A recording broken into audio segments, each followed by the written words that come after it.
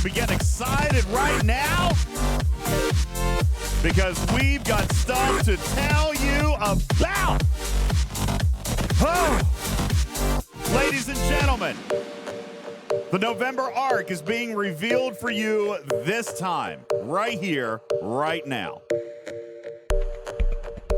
Dinger says the next arc is a Borg cube. Can I confirm? I guess you're going to have to wait another 53 seconds. Guess you have to wait another 48 seconds. Okay? But here's what I'm going to tell you. Here's what I'm going to tell you. Yes, there is a Borg cube coming. But what you will find here that you will not find anywhere else is all the information you need to know about this Borg cube. I've got everything. All of it. Let's go. How y'all doing? Whoop, whoop. All right.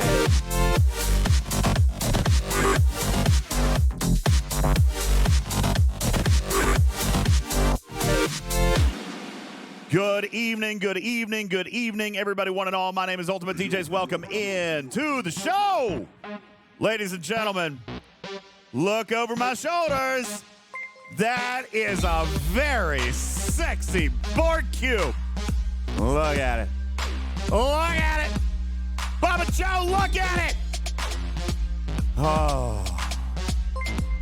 You feel better? Would you just look at it? Would you just look at it? Oh, that is a sexy looking Borg cube. Ladies and gentlemen, welcome in to the November arc. The name of the arc is Make It So, and this is indeed the Borg artifact from Picard Season 3. The storyline is going to be a little bit odd to go with it, though. We've got, Brocolo says, that's stupid news. Wait, what? No, guys, I am super excited about it. I am super excited about it because we got a lot of great stuff to tell you about tonight. All right? We are going to tell you all about the Borg cube. We're going to tell you how it works. We're going to tell you what it's going to do. How much is it going to cost, says Amber Laterra. Absolutely. All right? And how you'll get it free to play. That's right. It wasn't Season 3 of Picard. Wait, was it? No, yeah, it was Season 1, the Borg artifact. Yeah, sorry. I know, I finally get leaked stuff. I'm excited. All right. Curly Fries says, am I trolling you? No, I'm not trolling you.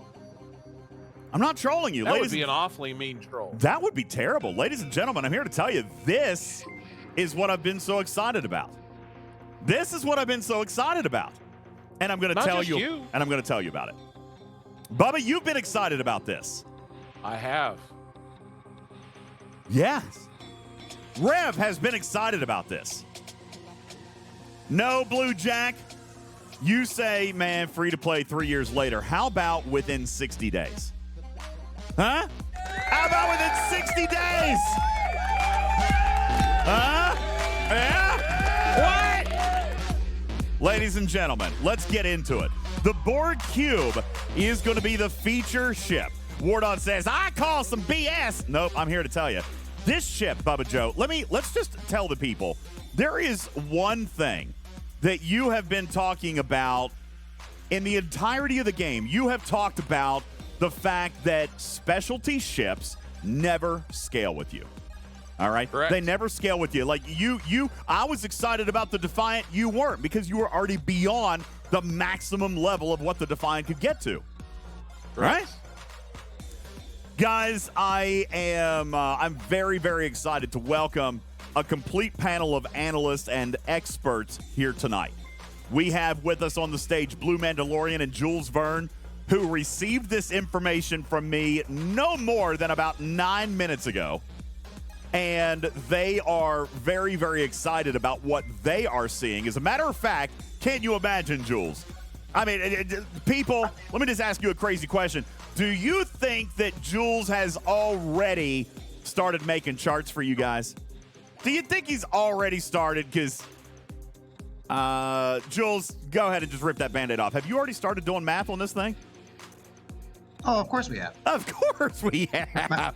Of Obviously, we have. All right, and we're going to talk to you about this entire loop, all right? Bearbutt says, how many light years across is it? Only 100 million light years cubed. Don't worry about it. All right?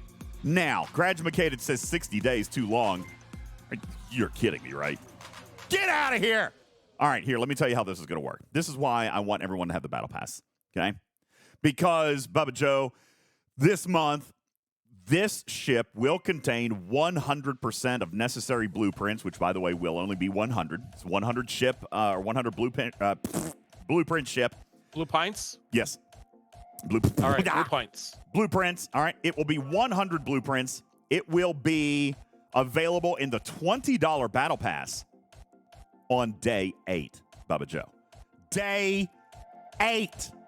You will have this ship, if you buy the $20 Battle Pass. It is not even at the end of the Battle Pass. You're going to have it in the $20 Battle Pass on day 8 if you complete all daily Battle Pass events. Pretty of course, unbelievable. It's pretty daggone awesome. So here's how the acquisition is going to work, guys. I'm going to start at the top. I'm going to go all the way down. If you are like Bubba Joe and you need this ship on day 1, you will be able to have it on day 1 for the price of $100. All right? If you want the $20 Battle Pass, you will be able to get this ship unlocked on day 8. 1 weekend, Bubba Joe. Is it worth $80? I don't know. All right, but you can have it on day 1 for $100. You can have it on day 8 for $20. 25 of those blueprints will come on day 8 in the free track. 75 of the blueprints will come in the elite track on day 8. So, free to play, you will finish the arc with 25 blueprints. If you don't spend DJ, that doesn't sound like a full unlock. That doesn't sound like a full unlock, and that might be disappointing to the free to play here in month 1, day 8. However, I am here to offer solace, if I may. And as much as we did push, Bubba Joe, and obviously we did push, we did really push. We did really push. Obviously, they still got to make a little bit of money. They still got to sell a couple of things. So that's why the ship is going to be $20 here in this month on day 8. However, true free to play, we worked very hard, and I will admit, Scopely really kind of came with this plan, Bubba Joe. We didn't have to fight them too hard on the free to play path.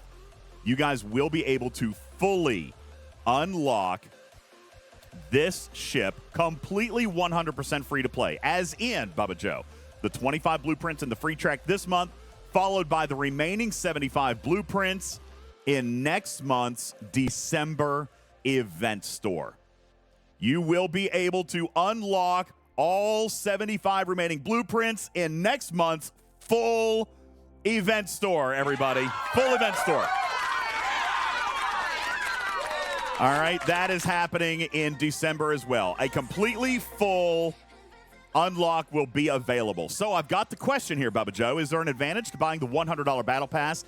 That advantage will come with extra officers. That advantage will come with the extra, stuff that normally comes in that $100 Battle Pass, okay? The $20 Battle Pass, as far as the Borg Cube is concerned, gives you no advantage or disadvantage as compared to the $100 Battle Pass when it comes to the Borg Cube, okay? So that is your path of acquisition. I also see this question. Sooner Great says, why is the cat winking at me? I'm sorry, I haven't calibrated. Is it winking at you a lot? I'm right up on the camera. All right, next question here. Can I get 2 Borg Cubes? Why, yes, you can. Why, yes, you can! Bubba Joe, what would be the reason to have 2 Borg Cubes? Well, I guess it depends on what I have to tell you coming up here in just a moment. Do you need 2? 2 will be kind of cool, and I'll tell you why. Too Many Thoughts says, what does it do? I am prepared to tell you about that here in just a moment. Olympus says, wait, what? Oh, what ops level is the cube? Oh, sorry, Vic. There's so much chat. It's going so fast. How about this, guys? Ops 28. Ops 28, Bubba, that doesn't sound like it's a G6 ship. That does not sound like a G6 That does not ship. sound like a G6 ship. It sounds like Ops 28. Yeah. It sounds like Ops 28. Are you going to be able to upgrade them both? Scopely never allows that to happen. All right, you get one set of unlocks, guys. That's how it works. You can get the second ship. They've never allowed you to upgrade a second ship. Until now! What do you mean they've never allowed to cure up a second ship? What? Well, yeah, but they, like Yofisha and stuff, they give you the one set and you got to buy the extra set and whatever. No, you'll be able to unlock it. You'll be able to naturally earn the unlocks needed for 2 Borg cubes. So if you decide to do the $20 battle pass and you earn that one this month, well, think of it this way. Oh my gosh, Bubba Joe. I mean, I guess in a manner of speaking, you could technically possibly end up with 3, but I don't know if that's super possible. Because, like, let's say you buy it on day 1 for $100, right? Then you get the $20 battle pass or even the $100 battle pass, and you're going to get another cube on day 8, right? So there's 2 cubes. And then I guess if you came into the event store in December, you could end up buying a 3rd cube. Ladies and gentlemen, put your hands together. I can't play his actual intro song right now because we're on Twitch. Ladies and gentlemen, live from Culver City, California, it is Community Manager Emperor Echo. What are you doing? I'm just a silent observer. You're a silent observer? Yeah, I'm just using the clout that I have to hang out in rooms so there's no delay. You're just trying to make sure that I don't screw anything up. Okay. Don't say silent. You say I'm just an innocent bystander. I am just an innocent bystander. All Yes, right. of course. Bystander? No drinking game. No, I actually have are a you- lot of the answers here. Do you now? For the Borg cube, absolutely. Okay. Are you a Let's see Hydro about One spanner? or Is two that what you things. are? There's 1 or 2 things that DJ knows I'm already following up on. So he's never going to ask me those questions. Oh, I 100% That's am. not true. We got a drink. All right. No. All right. Go, you do your thing, DJ. All I'm right. just here to hang out. So we talked about the free-to-play path You're on the not ship. just here to hang out. You've already given all the information away. We do have some information. I don't know. I've got a lot No, more no, no, no. information. Echo posted an article. What? And a video. What? Whatever. I hope you guys are here hanging out with me. Hope you guys are here hanging out with I me. am Whatever. here hanging out with you. Thank I'm you. just keeping my finger on the pulse of what's going on in Star Trek Fleet Command. All right, let's talk about how this thing is going to scale. It opens up at Ops 28. And Jules, based on the data that I rushed to you approximately 16 minutes ago, can you tell me where this ship actually maxes out? Tier 18? Is that what you're talking about? Yes, tier 18, and what ops would be required to get to tier 18? 70. Ops, wait, what? Did you just say Yeah. Ops 70? Making this ship making this ship scale all the way from Ops 28 all the way through G6, ladies and gentlemen. Let me start with... Wait, where are the individual pieces? I thought there were individual pieces. Oh, here they are. Never mind. Okay. All right, here we go, ladies and gentlemen. I think you need Ops 70. Just look at the link that I sent max you. it. I am... DJ. Wait, you want me to pull up your link? You don't then have to. Then I won't I'm get to just show saying, off my like- pretty charts. Okay, all right, yeah, I love your charts. All right. Well, say hey to Jules Verne, who put this thing together for me in record time. Dragon Keeper says still not excited. That's okay. We're going to talk about it. All right, we're going to talk about it. This is... Swagger says, is this kind of like the G6 ISS Jelly? I am kind of getting that vibe, all right, because this thing unlocks at Ops 28. Now, let's talk about the Ops logs, okay, and what it will do. I am going to give you abilities here in just a moment, so you guys stick with me. Maximus says, is this thing a one-trick pony? No, I do not believe it to be so, all right? As a matter of fact, and Bubba has this information ahead of time. We've been talking about this. You've heard Bubba even say that he is excited because Bubba... This is the thing I was excited about. This right here, because this ship actually grows in capability with you for the duration of your account and never ends. Guys, the ship unlocks at Ops 28, okay? Unlocks at Ops 28. As you can see, that will be the limit. Tier 1 is as far as you can go at Ops 28. To go to Tier 2, you will have to unlock Ops 33. Ops 33 will allow you to go to Tier 2. Then Tier 3 will require Ops 36. All right? That is where we traditionally kind of hold up here, okay, on ops locks. But now it gets interesting. Now Scopely has finally turned the page on interesting innovation that scales with the life of the account. Starting once you are at tier 3 at Ops 36, ladies and gentlemen, you could be Ops 40, but never have built an Enterprise, a D4, or an Augur. Is that possible?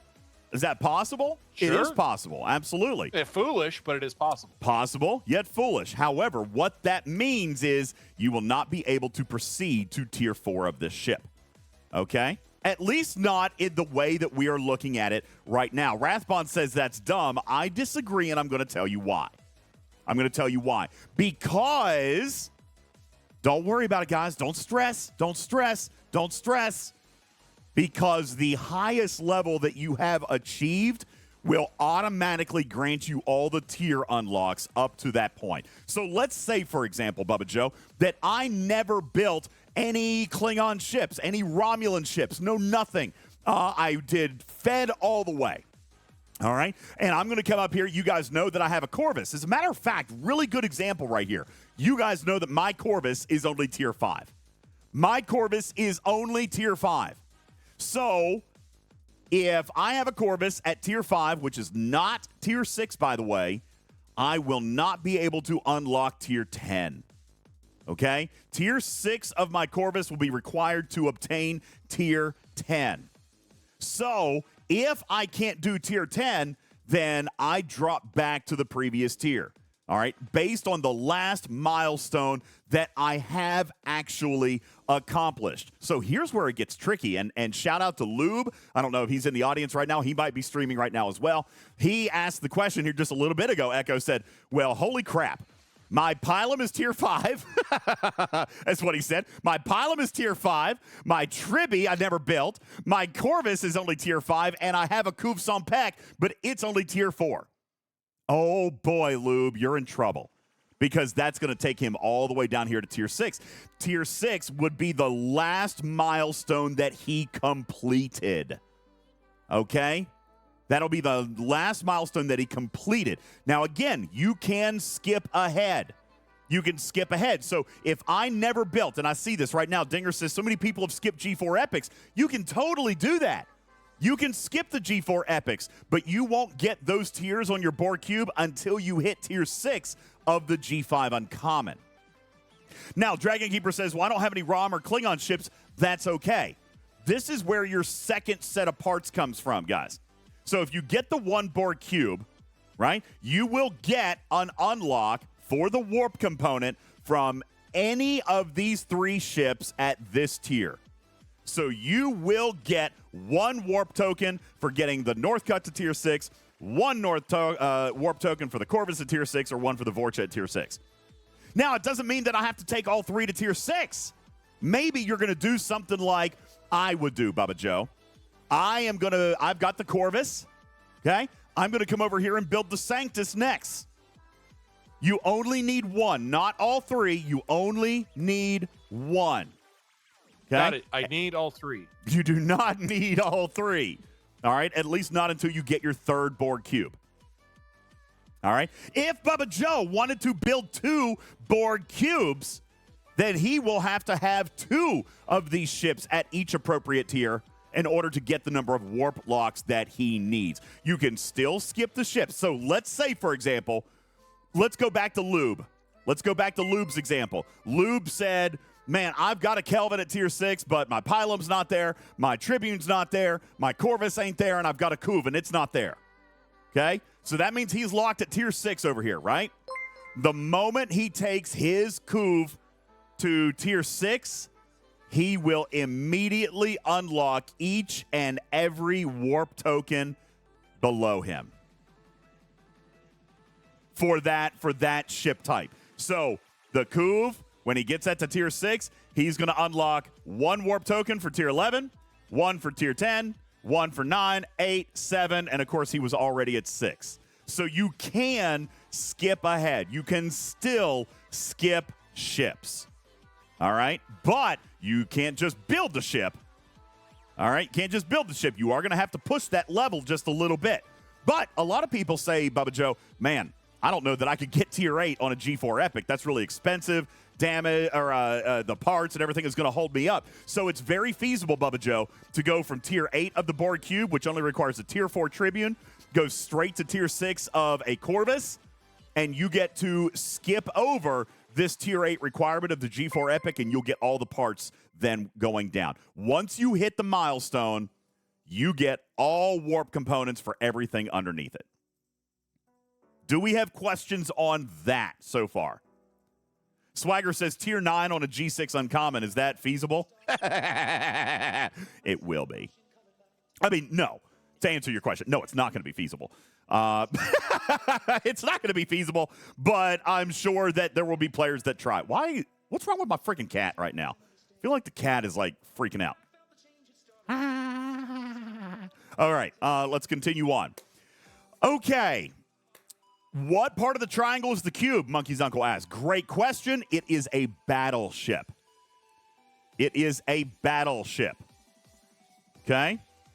SKZ says it doesn't sound appealing. Well, let's talk about what it does. First of all, I've only talked about acquisition and tiering. But how do you know it's not appealing unless you know what it does? Let me give you an information on... That's right, Maximus Bull. What's the cube for? It's just another specialty ship. Blowing stuff up. It's just another specialty ship. Blah. Except it's a specialty ship with no hostile. It's a specialty ship that can be used in any section of the game. It's a specialty ship that has PvE and PvP capabilities. And why would you want to build more than one? Because you could charge it and destroy enemies at the exact same time. What do I mean by charge it? I'm going to tell you. Ladies and gentlemen, the loop is actually very, very simple. We're going to build the cube. We're going to go and kill a handful of hostiles. All right? As we kill the hostiles, we are charging our... I told Scopely I was going to call it Dr. Chaotica's Death Ray. All right? It's not really. They're calling it the Cutting Beam. All right? But I like the Death Ray better. We're going to go with the Death Ray. All right? It's Dr. Chaotica's Death Ray. We're going to kill hostiles. Let's hope Scopely do this pre-release more often. Maybe next time you and Rev can go at it together. Amazing news. Happy new arc. Thank you, Monkey. I appreciate that. We were almost going to do it, but Rev and I had so much going on today, and honestly, this kind of all turned around in the last couple of hours, so it's been a very hectic afternoon. Anyway, so we're going to kill a couple of hostiles. We're going to charge up a cutting beam. All right, we're going to charge up a cutting beam progress bar. Once that cutting beam progress bar is full, then we can apply damage to a hostile target. Refer to your screen, everybody, or if you are in podcast form, you will be able to see everything here in the graphics room. Okay, we're going to put everything in the graphics room for podcast later. Here is what this ship can do. The cutting beam damage. All right? What this does, and by the way, Rip, let me just point out, you have actually talked about this in the past where they need to scale PvE as compared to PvP damages.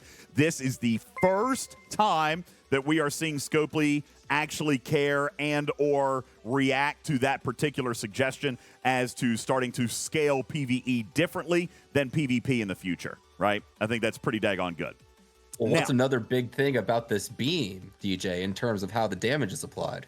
Oh, it is. Yeah. I mean, so we're talking about the damage here that is applied. All right. Let me talk to you first. What the cutting beam does is it allows you to pick a PvE or a PvP target to attack with this cutting beam. What this cutting beam then does, everybody, is bypasses all mitigation. Bypasses 100% of isolatic defense. And Bubba Joe, in an unprecedented move, also bypasses all shield. This is the player's first. What about isolatic defense? No, nothing. Bypasses everything. What? This is 100% hull damage applied. 100% direct hull damage. Ladies and gentlemen, introducing the player's first go home cannon. Yeah! This is the player's go home cannon. It is the infinite tier. full form. This is the game's first go home cannon for the players. Now, you'll take a look at the base damages, PvE as compared to PvP. Admittedly, in fairness, Dog Red Clifford, we'll talk a little bit about the math and the analytics here in a minute because Jules is working on this. He's PMing me as we speak. Can I ask one question regarding this? Sure. Yeah. What you got? So they talk about base damage. It's It an is interesting not- wording. It is does not that apply- affected by does that research. Does that Or imply officers. that there are thoughts about potentially adding future research? There Because is. it currently says base. There is and there will be. All right. There is and there will be. And to be fair, Bubba Joe, to be perfectly honest with you, I'm in favor of that because these PvP numbers are way too low. In my opinion, these numbers are still way too low. Slim says Q whale tiers, not yet. Not yet, because you got to think. Bubba Joe, let's go back to this previous chart. Let's pretend, Bubba Joe, that I'm me, okay? I've got a Corvus at tier 6. That means I can take it to tier 10, okay? I can take it to tier 10, which means that I will be able to do 8.5 million direct hull damage at tier 10, right? Tier 10, level 50, I can do 8.5 million direct hull damage. How much hull damage does my tier 6 Corvus have? Your tier 6 Corvus? I have no idea. A tier you probably 6 don't Corvus. stay up on your research. My research is pretty lame. All right, it's pretty bad. Here, I'll pull it up for you. I haven't even opened the game today, guys. I'll pull it up for you. This is... DJ, you can also see the beam in action if you head on over to Beck's video. Oh, cool. We might do that here in just a minute because I'm not done teaching yet. Quit interrupting, class. Oh, I'm sorry. I'm not trying to Go interrupt. back to being quiet. I'm going to mute you. I'm just kidding. We're gonna have to get a hat, little pointy hat for Echo. I know. Just shush. All right, now, here's the problem. Here's my hull health, okay? 116 million. 116 million. But this ship will do 8.5 million at my current level. I do not, and me personally, I actually think these PvP numbers are too low. Okay? To be perfectly honest, Echo, you and I talked about this just a little bit ago. I'm like, wait a second. I wanted this to be a go-home cannon in PvP too. And you're like, no, it's a go-home cannon in PvE. It's not exactly a go-home cannon in PvP. It's going to be a do damage in PvP, but it's not a go-home cannon in PvP. It's not supposed to. But it should.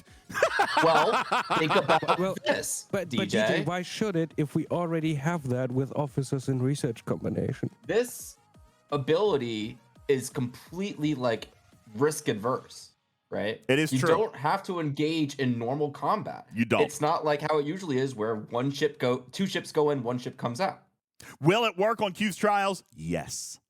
It does. It does. But it's just like a mission hostile where if you shoot it and you don't kill it, it gets all of its health back. If it was a Q's trial target, yeah. Because the Q's trial will come back. All right? Correct. Aaron says, this is going to be such a poop show. I disagree. I think this is exciting. Dragon Keeper says the ship is trash. No. Listen, in PvP, it's not going to have as much bite. But in PvE, this thing is a murderous death machine. Okay? Look here at the same thing. I can do... look at some of these levels up here. Tier 14, 3 billion direct damage to hull. All right. Let's see. What does it require to do tier 14? Tier 14 requires... Bubba Joe, do you have hostiles at your level with G5 epics? Do you have hostiles that have 3 billion hull? Surely you do, right? Hostiles? Q's Trials, I think, had 3 billion. Q's Trials are actually larger than that. Ah. Interesting. How many other hostiles do you have that you could hit that have 3 billion or less hull that you can just zap and send them home? Well, I imagine it will work pretty well on faction hostiles. All right. Oh, yeah, for sure it's going to work great. What is involved in using this ability? Let's talk about that. Using this ability, whoops, wrong one. Here we go. Using this ability requires no juice. Requires no juice. Well, requires... can you just use it then? Yeah, pretty much.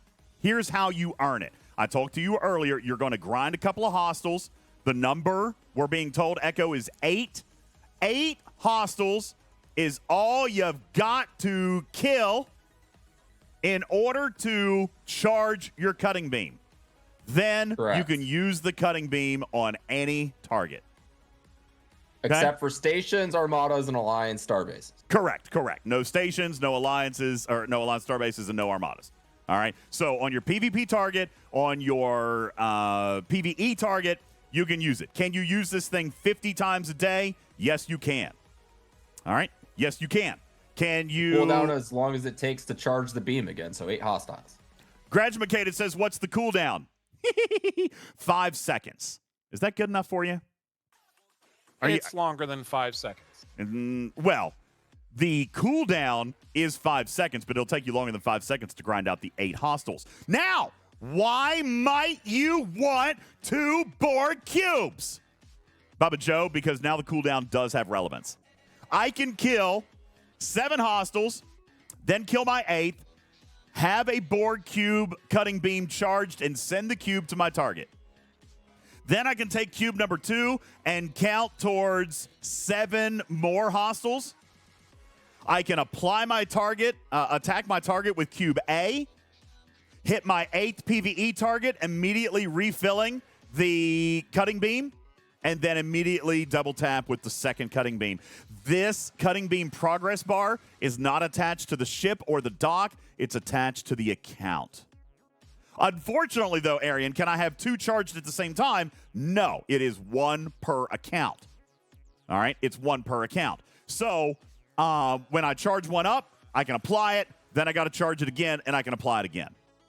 Okay? I need to double check on that. Because again, maybe you have better information than me, but I'm pretty sure that the cube, the beams are independent. So you can charge up cube A and cube B and then shoot cube A and cube B. All right, we'll go find out for us. Let me verify that. If you're hearing differently, I am hearing differently, but that's okay. Listen, that's why we're out here doing this now. This is great. And I'm not even going to make no Aardvark. I'm not going to make him. I'm not going to make you guys take a shot on that, Wolfwood, because if he's correcting me, then that's acceptable, right? I don't want to be spreading false information. I might be correcting you. Also, I've been told that the cooldown is less than 5 seconds.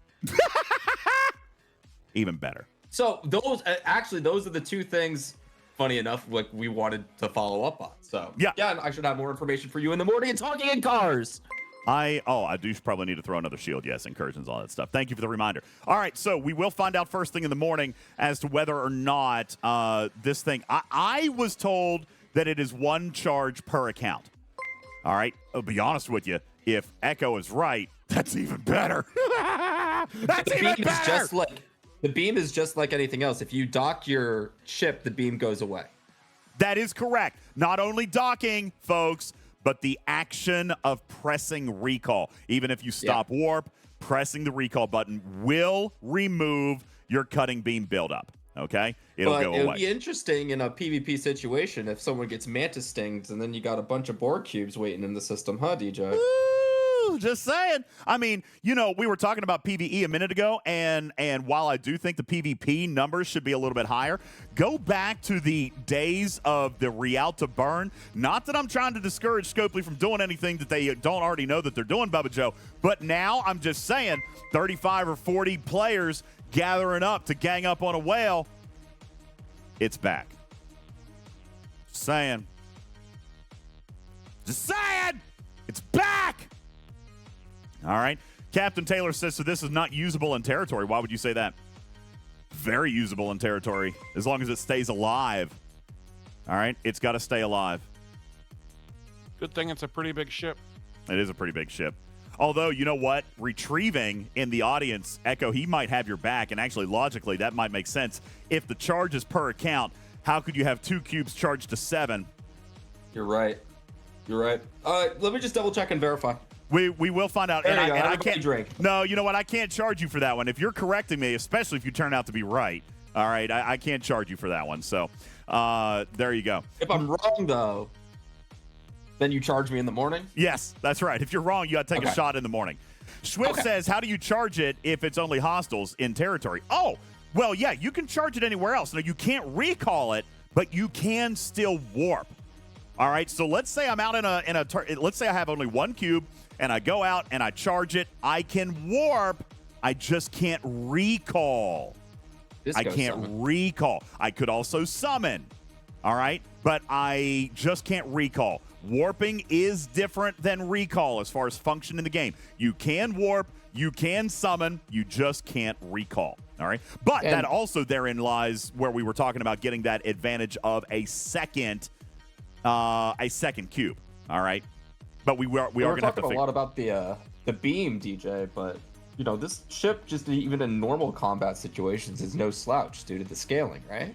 It is no slouch in the scaling. As a matter of fact, now I'm not done with this yet because there's a lot of unknowns. Sorry, I don't mean to move you around. I apologize. Yeah, you are just driving this bus here tonight, man. No, guys, I'm going to leave in 2 minutes, so don't worry. Let me show you this. Now, this is not complete yet, Jules. You've been working on this, and literally, you just sent this to me a moment or two ago, and you even said, listen, there's a lot of assumptions here. We don't have all of the facts yet. We're still missing some information. But, Jules, can you briefly describe to the community what we're looking at right here real quick, knowing that these calculations are not complete because the cutting beam is 100% straight to hull. So there's other mathematical formulas that have to happen here, right?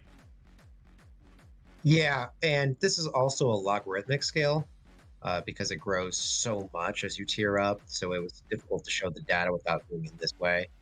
So it may be a little bit misleading, looking like it's still linear, but it's definitely much greater. So what you see here is the green lines are the base PvE and PvP damage we've been given for the cutting beam.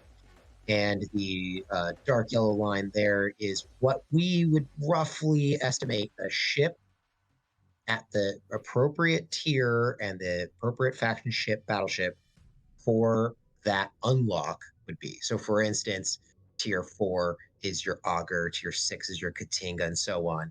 What those ships with basic, what we could figure out is the DPR bonuses that people have right now, then factor in 50% mitigation and an 80-20 split, and just ignore ISO damage right now, and it is much less. So you're not going to have the same DPR with your faction ship if you have it at the appropriate tier and your cube at the appropriate tier. So your cube is going to definitely outpower any ship you have.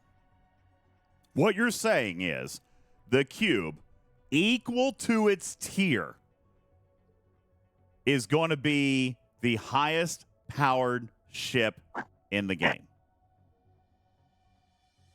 Exactly.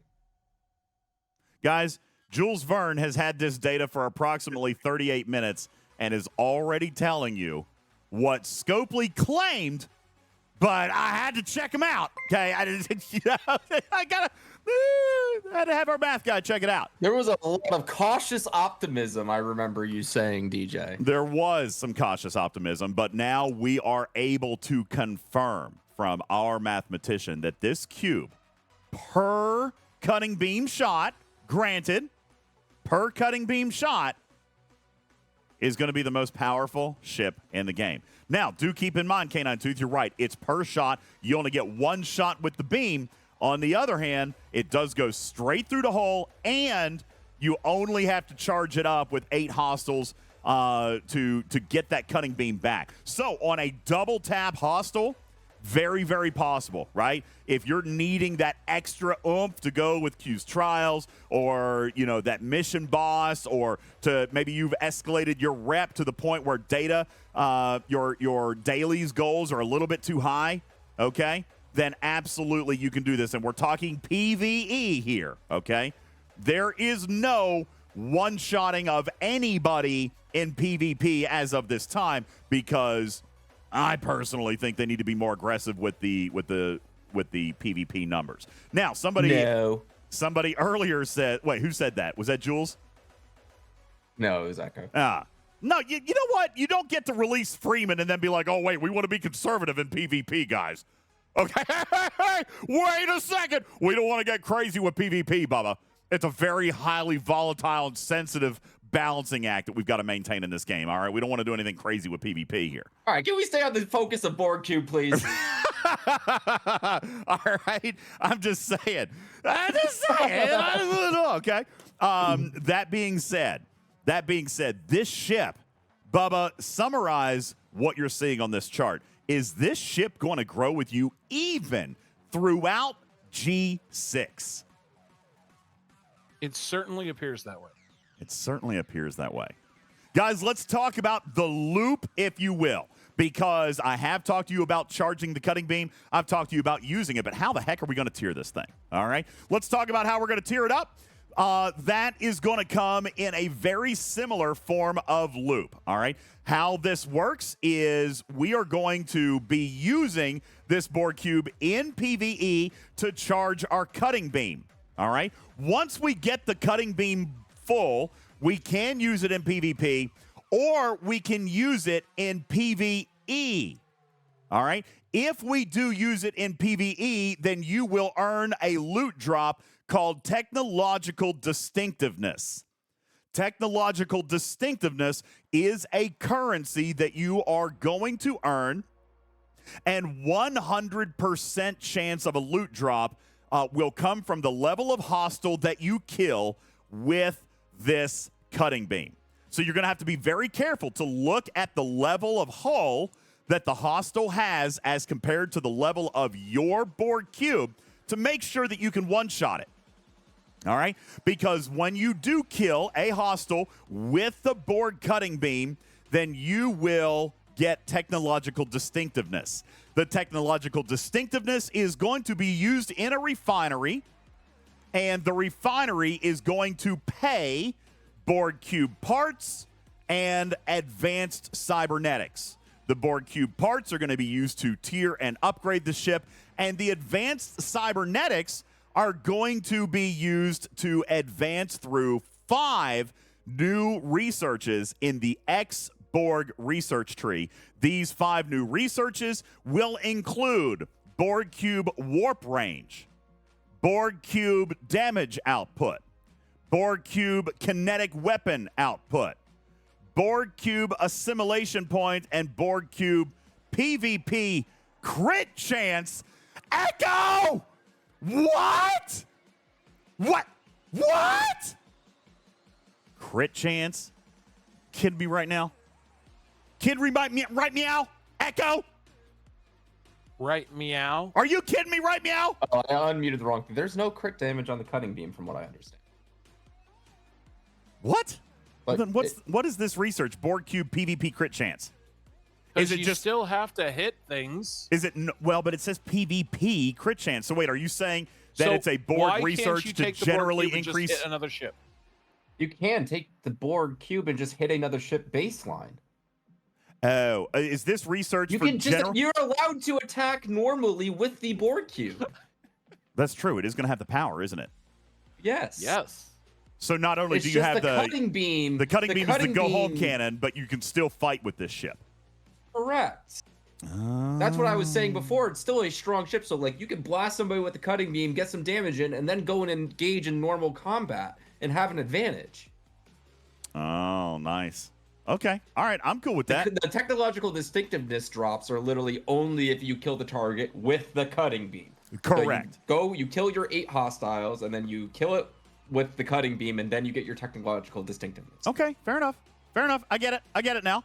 All right. Scribbler says, is there going to be any form of field training with this thing? Good question. No, not right now. I don't think, because the blueprints are going to be so readily available over the next 45 days, I'm not 1,000% sure that would be super duper necessary. But it is a good question. Maybe in the future. Yeah, maybe something we could do good there. Yeah, not too bad. All right, so the cutting beam, yeah, that's actually not too bad. So the technological distinctiveness is going to drop. That is the loot. You'll put that into the refinery. The refinery, I am assuming, is going to be a 22-hour cooldown. As far as I'm aware, yes. Okay. Swift and then it's obviously you have your upgrade parts and then also your research material with technological distinctiveness. That's correct. Yeah, the technological distinctiveness is the refinery material. It'll spit out Borg cube parts and advanced cybernetics. Now, Dragon Never Keeper, had DJ say you're correct so many times in a single stream before. We've been talking about this for the last 8 hours. We should have some information correct. Go ahead, Bubba. May I ask the Emperor a question? Yes. Okay. Is this going to be like, what shall we say, the questionable advancement of a feature you offered last month in the 3-month territory? Or are we going to be able to fast track some of this research to get it to be a value that we appreciate? You'll find out tomorrow. I don't like that answer. Buy more packs. I'm kidding. Wait. No. He's asking if he can buy the research. That's exactly what I'm asking. Oh my God! Alluding to. Wait a second. Grind, Sorry, I got that backwards. I'm sorry, guys. Bubba Joe was asking how whaley he could be tomorrow. I apologize. That's exactly what I was saying. Look at those finger sleeves. You know, the thing that makes it smoother to click your screen. I'm so sorry. Okay, trying to go through the chat here. Madron says, is the cutting beam attack strictly the beam damage, or would it be normal damage plus cutting beam? No. So the cutting beam itself is its own attack where it is not shot back at. It is just going to strike the target, apply the flat damage, and then you're done. And then you can come back in and hit with another ship or the Borg cube. The Borg ship is going to be very capable. It will have plenty of DPR. It will be a very powerful ship that will scale with the appropriate scaling of the ships you see right here. All right, so if I've got a Tier 6 Corvus, my Borg cube is going to be in the neighborhood of as strong as a Tier 6 Corvus. All right, on top of that, we will have the cutting beam. All right, so the cutting beam is its own form of attack. Will it generate a battle log? Yes. It will generate a battle log. You will be able to see that in the battle log, okay? Spock Monkey is asking what the repair costs look like, Echo. Don't have that information yet. But I imagine it's probably going to be somewhat comparable to the ships that it is going to relate to, right? So if you've got it around Tier 7, it's going to be around the repair cost of a pylum, et cetera, okay? Yeah. And so people are... Oh, go ahead. Swift asks, will the beam scale down, or is it a go-home cannon for whales? Let's go back to the PvP chart. It is definitely not a go-home cannon for whales, okay? Now, wait, are you saying if they punch down? Listen, the whales don't need a go-home cannon to punch down, okay? But technically, yes, it could be. If Bubba Joe has this thing to tier... But it's still not going to be. Bubba, you said you could get this thing to Tier 14 based on your current progression, right? Where you are right now. Yes. Based on where you are right now, you could get to Tier 14. Guys, that's 120 million hull damage. All right? If I come back into the game, again, I can tell you right now, technically, Bubba Joe would be better off with his faction ship than he would be the cutting beam. Because I have 116 million hull. Oh, no, he would. He would be able to one-shot me. 120 to 116. Yeah, so you could one-shot me. But he would be able to anyway. Bubba, I mean, really, right? You could one-shot me anyway with your big, huge I don't ships. have to worry about you whether you're running Freeman or not then. That is true. And depend on a random chance of a trigger. Also true. But and you do know how much I've been waiting to go against your server. But if you're using a Daredex, it doesn't matter if I'm flying Freeman or anything, right? Doesn't matter, right? Well, if you're flying a Rotaran against my Corvus, you're sending me home without any damage incurred anyway. Well, that could be because of other factors. I guess what he was asking is, can Bubba Joe use this to punch down and one-shot me without ever having a battle? Yes, I guess so. Right? Because if he uses the cutting beam on me at 120 million for his tier, and I've only got 116 million hull health, then yeah, I'm going home. I'm going home in a body bag. Okay, so do players drop technological distinctiveness? Players do not. Echo, the technological distinctiveness and the cutting beam charge do not come from PvP kills, but only come from PvE kills. Is that correct? I would have exploded. I was told the opposite. Oh. Wait, are you saying? Wait. Whoa. The opposite, or that it works on both? Are you saying? I was under the impression from the conversations I've had. Again, if you're hearing differently, I will verify. Tell me what you're hearing. Hold on. Tell me what you're hearing. Last I heard was that you will get technological distinctiveness as long as you kill a target completely with the cutting beam. Oh, so either PvP or PvE. It doesn't have to be. Correct. Okay. Yeah. That's not the opposite of what DJ said. Yeah, that is. Sorry. you just gave it a heart attack. I thought you were saying it was only working on PvE targets, and I was correct. Like, no. So the opposite of that means it only works in PvP. Oh no, it works on PvE and PvP from what I've heard. Again, I will just double check that, and I can verify and talk. That's great. We'll see how that works out.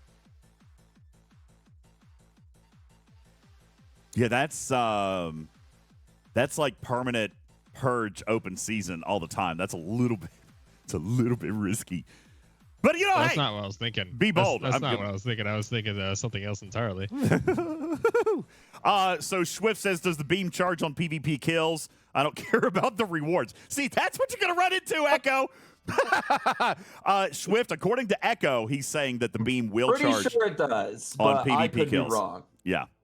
Just for reference, if you have a Kelvin, someone one shot you with the beam, they would need the Sanctus level of a cube. So yeah, still one shot you with that Sanctus. That's what I was saying about Bubba Joe. They would still be one shotting me. So punching down is not as much of a concern as it is open season on ships, because you just need to charge up the beam, right? That's what ROE is for, right? Oh, don't you dare. Smile. Don't you dare. Swift says, so a whale could camp out a system and one shot who he wants every 8 kills. What's the range on this? Can I run? It's system wide, so can't really run unless you are warping out. But so it is system wide. They don't have to catch you in impulse. As long as they're in the system, they can click you, click the cutting beam, and wham bam, you're dead. That being said, you again, Swift. This depends on if they have the level of the Borg cube to be able to one shot. Okay, whales can already one shot people. So, and the Borg cube is going to have to be pretty highly tiered in order to one-shot warships. There's one thing this Borg cube does in PvP. What? It guarantees more significant repair cost for higher level ships. That's just it. I don't know that it does, really. I mean, Bubba, if I flew against your best ship in my best ship, I'm going to do what? 2-3% damage, maybe? Well, that's what Ripper's saying. If you use the Borg cutting beam against my ship, it will cause me much higher repairs. You think wait a second. What is the hull health on your best ship? Roughly a little over 1 billion. I'm talking about being able to do 8 million. That's not even 1%, guys. I don't think that's going to increase his cost at all in any way, shape, or form. Yeah, but would you do 8 million damage with your ship? No, I'm going to do much less. There you go. Oh, wait, no. Would I do 8 million damage with my ship? Actually, Bubba, I probably would, wouldn't I? With isolytic and all the fact, I mean, wouldn't I do 8 million? Surely to goodness, I could do 8 million damage. You wouldn't do 35 million? Huh? You probably wouldn't with I mean, he doesn't. Well, what are you talking about 35? I asked, can I do 8 with a normal ship? Normal PvP. No, can I do 8 million damage? I'm questioning why you wouldn't be doing 35 with the Borg cutting beam. Because I'm not at tier 11. Tier 6 Sanctus. What are you talking about? Yeah, what tier are you getting to, DJ? I'm not going to be able. I'm going to be at tier 10 because it's a G5 uncommon, tier 6. Yeah, but you could be tier 11. I thought you had your Sanctus. No. And yes, I could be tier 18, Ripper, but none of that matters as long as where I am actually at. I am at tier 10. I thought you could know. I am at tier 10. Apologize. All right. So I am asking Bubba Joe, as an owner of a tier 6 Corvus, can that Corvus do more than 8 million damage in a traditional battle? I think that where I am at currently, no. How much less do you think that it would be as compared to 8 million? Because I think where I am at currently in the game, you will do 0. I would do 0? 0. Okay, well, Probably. then it will increase repair cost. Okay, so be it. Okay, fair enough. If that's the case, then yes, repair cost will go up. I mean, to be fair, is a little bit of a game breaker in terms of like players at war. If there's like a really high ops player with a really high cube, they're just gonna be going in, killing you across the system, and then getting out. But a really high ops player would be killing those guys anyway with their big old ships. Bubba just said that I would not be able the argument would be to do you a single bit of away. damage. Yeah, there's no running. There's no escape. You cannot run away. Zapped across the system. Right now, DJ, sort of could. Oh, that is I have true. a question. Go ahead, Bubba. Does the Borg cutting beam follow PvP restrictions? Oh, in PvP banding. Yes. I believe that it does, Echo, right? The PvP banding still exists. My knowledge, yes. Yeah. As a matter of fact, can I go ahead and release the new PvP banding chart, or do you want me to wait on that? No. Okay. But don't freak out, guys. It's not changing for any of us. It's expanded. That's all. Don't freak out. Everyone's like, oh my God, they're finally changing the brackets. No. Op 60 can only hit Op 60. Yeah, it's just expanded out. No, right, nobody. I'm going to take my leave here. I have to go get dinner and feed my significant other. So have a wonderful evening. Thanks for stopping by. Thank you so much. This is awesome information, and again, we'll talk tomorrow in the morning. Sounds great. We'll see you tomorrow morning. Appreciate it Bye, so everyone. much. All right. Let's see. What else? What else do we have? Sport Motor says new band confirmed by DJ. Yeah, guy. Okay. Now that Echo's actually gone, just take a look at this graphic, like super close. Okay, like I can't specifically say things, but I mean, it's on your screen. What? I didn't do it. This was a chart. It was nothing. Don't worry about it. Look at this. How pretty is that? Oh, God, that even says G6 on it. Crap. Let's go somewhere else. Man, that has Op 70 on it. I'm screwed everywhere. Oh, no. Whoops. All right. It is what it is. No, I can't. It said 70. Where does this? Not that one. The news article on the Scopely website literally says 70. So hey, that's right. The news article on the Scopely website says Op 70. Anyway, it's on you, Scopely. We're gonna talk. Listen, all of it. In all fairness, here's the bottom line. I'm gonna be cute about this. I'm being cute about this. Obviously, guys, we know that G6 is coming. All right, G6 was leaked earlier today. I am now prepared to officially confirm for you that G6 is arriving in the month of November. I will provide you much more information on that in the coming 48 hours. I am not yet prepared. Listen, first of all, normally I would not have even done this tonight. Thank you to Echo and Beck for coordinating everything that we've been able to do tonight. Tomorrow, we will talk to you more about the Borg. We're going to talk to you more about the officers that are coming. We're going to talk to you more about the events that are coming. That will be tomorrow. Wednesday, we will be sharing with you extremely detailed information on G6. Okay? So we're breaking our content out into 3 days. Today here, Borg Cube. Tomorrow, Arc launch, events, officers. Wednesday, a deep dive into G6. Okay? That is the schedule. I can and will confirm to you that G6 is here. It is coming. And I will share with you more information on that on Wednesday. This is the Borg Cube. People are asking, what is the best use of the Borg Cube? Let's postulate on this for a minute. Jules, Blue, Bubba Joe, Arian, Putz, Griffin, anybody who thinks that they might be excited for this cube, let me just go around the horn. Bubba Joe, your first initial reaction to the Borg Cube, where do you find its level of application? I want to fly it around and intimidate people. Fair enough. All right. Dude, just to fly it. This has been a ship that, honest to goodness, I'm not lying, has been requested in the game for years. It's got to be the most requested thing since the inception of the game. At least since the introduction of the Borg arc, absolutely. Okay. Absolutely. I think even before then, people were like, all I want is a Borg cube to fly around.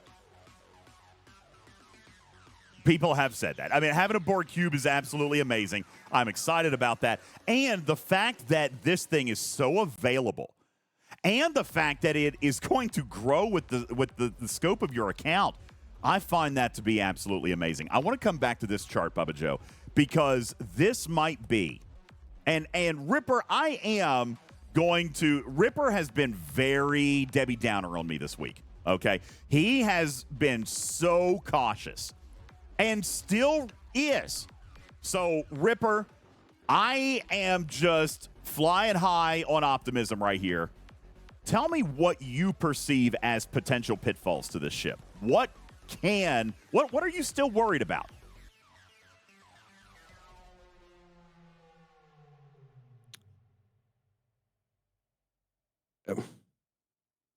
I mean, you've been very vocal about how this is bad. Tell me why now that you've been saying this all week long, tell me now why you think this is bad. The future is very uncertain. And I am not fully trusting on where they are gonna go with additional researchers and officers for this particular thing. So what? Okay, but and I think most of the excitement on this is super cool is just the fact that you're getting to fly a Borg cube. I think it's deeper than that. The fact that this is a level 28 ship that will be useful to me all the way at Op 70, I think is massive. Or cube Death Stars. All right, now that would be Borg spheres. I do hear what you're saying, that you're worried about what they can do with this in the future. And I don't necessarily disagree, but we could say that about anything.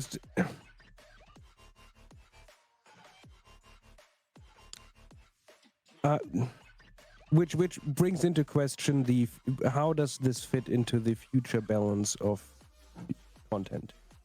Because everything they have done so far in this game, it does not give me any ounce of confidence that they are going to be able to balance this correctly long term. That's a fair question. Bubba, let's take a look back at the damage output. And by the way, we're showing all tiers here. This is all 18 tiers. So all the way up. Obviously, Bubba Joe, you can expect to see some hostile somewhere that's got 86 billion hull on it.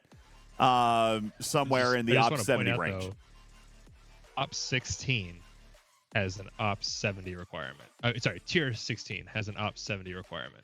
Tier 16 does have an Op 70 requirement. That is correct. So let's talk about what this ship can do even at, say, Tier 15. At Tier 15, we're talking about 6 billion hull damage in PvE. Bubba Joe, let me circle back to a question I asked you a few minutes ago. What are some of the largest hostiles you can hit? Q's Trial, does it have 6 billion? Q's Trial is the largest hostile I can hit. And how much hull does it have? Level, though. What?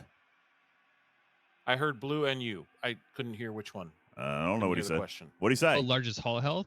Yeah, that's what we're talking Largest about. hull health on a Q's Trial is, I want to say it's in the billions, but it's probably less than 86 billion, but it might be higher than 11. So it might be somewhere in between Tier 16. K9 2 says 150 billion. Well, that's the power, but I don't think the hull gets that high. Yeah, guys, you need to look at the hull. Look at the hull. Well, here, let me go look. I would be looking for the hostile with the highest level and the lowest hull health. Okay, well, all right. I would want the maximum technological distinctiveness. Well, we don't know what warp ranges and all that stuff is going to be. Okay. But this isn't any okay, target, so right? I am incorrect. I currently have a Q's trial hostile at 150 billion power that has 141 billion hull health. So even at max tier, I was incorrect. This is not a go-home not cannon for every hostile that you've got. Right? Correct. Okay. Correct. Now, let's talk about the technological distinctiveness. The current biggest hostile in the game is level 60. There is level 60 hostiles, right, Bubba Joe? Yes. All right, let's take a look and find a level 60 hostile, and we'll just do whatever. Name a hostile for me, Bubba Joe. Non-Armada, I suppose. Assimilated Explorer. Assimilated Explorer. All right, here we go. 383 million power. Hull health, 144 million. All right, 144 million. Now, 144 million is the strength, which means it would take tier 13 in order to one-shot that hostile. Tier 13 is equivalent to a G5 Epic, which is what a level 60 hostile would be tuned for, is a G5 Epic. Now, granted, Ripper, let me agree with you and say that Scopely has not demonstrated the most amazing ability, almost any ability at all to do math in this game. Okay, I am right there with you. We criticize them all the time. Bubba, for us to ignore that fact right now would be ignorant and rude. All right, they get a lot of things wrong. But we just now chose wisdom. We just now chose a hostile, traced it through on hull health to look at the cutting beam, then trace that through based on tier, based on equivalency to the ship that it should be, and it actually lines up. So, is it possible that this one actually is right? Well, it certainly looks that way. We haven't done an exhaustive examination of potential pain points here, right? And we won't know tier yet. 5 not gonna right? No, and that's my point. Is what we can see here. Like we could go through level by level and say, hey, a tier 5 should be hitting this hostile. It has so much health. Yes, the Borg beam works. Like there are things that we can do there. I don't know that is useful. I mean, I think there's the potential that there could be some in-betweens where this isn't 100% just going to kill the hostile that you're trying to grind against. But it looks like, in general, it looks pretty solid. At least at the early levels. Now, how long is it going to take to get there? Probably a long time. Probably not going to be cheap. All right? It's going to take a lot of... just, one part of that ship. What? There's more to a ship than just, a special ability. Rip, I'm sorry, buddy. You're going to have to stop talking in riddles. Give me your concerns. That's what I'm asking. Just a reference to general balance, right? How is the actual ship? Okay, so we have the cutting beam now. We can see that, but how does the actual ship? How is that balanced against like current hostiles? What are the future plans on how they are going to scale the damage? Because they're going to most certainly add research and officers to the cutting beam, which,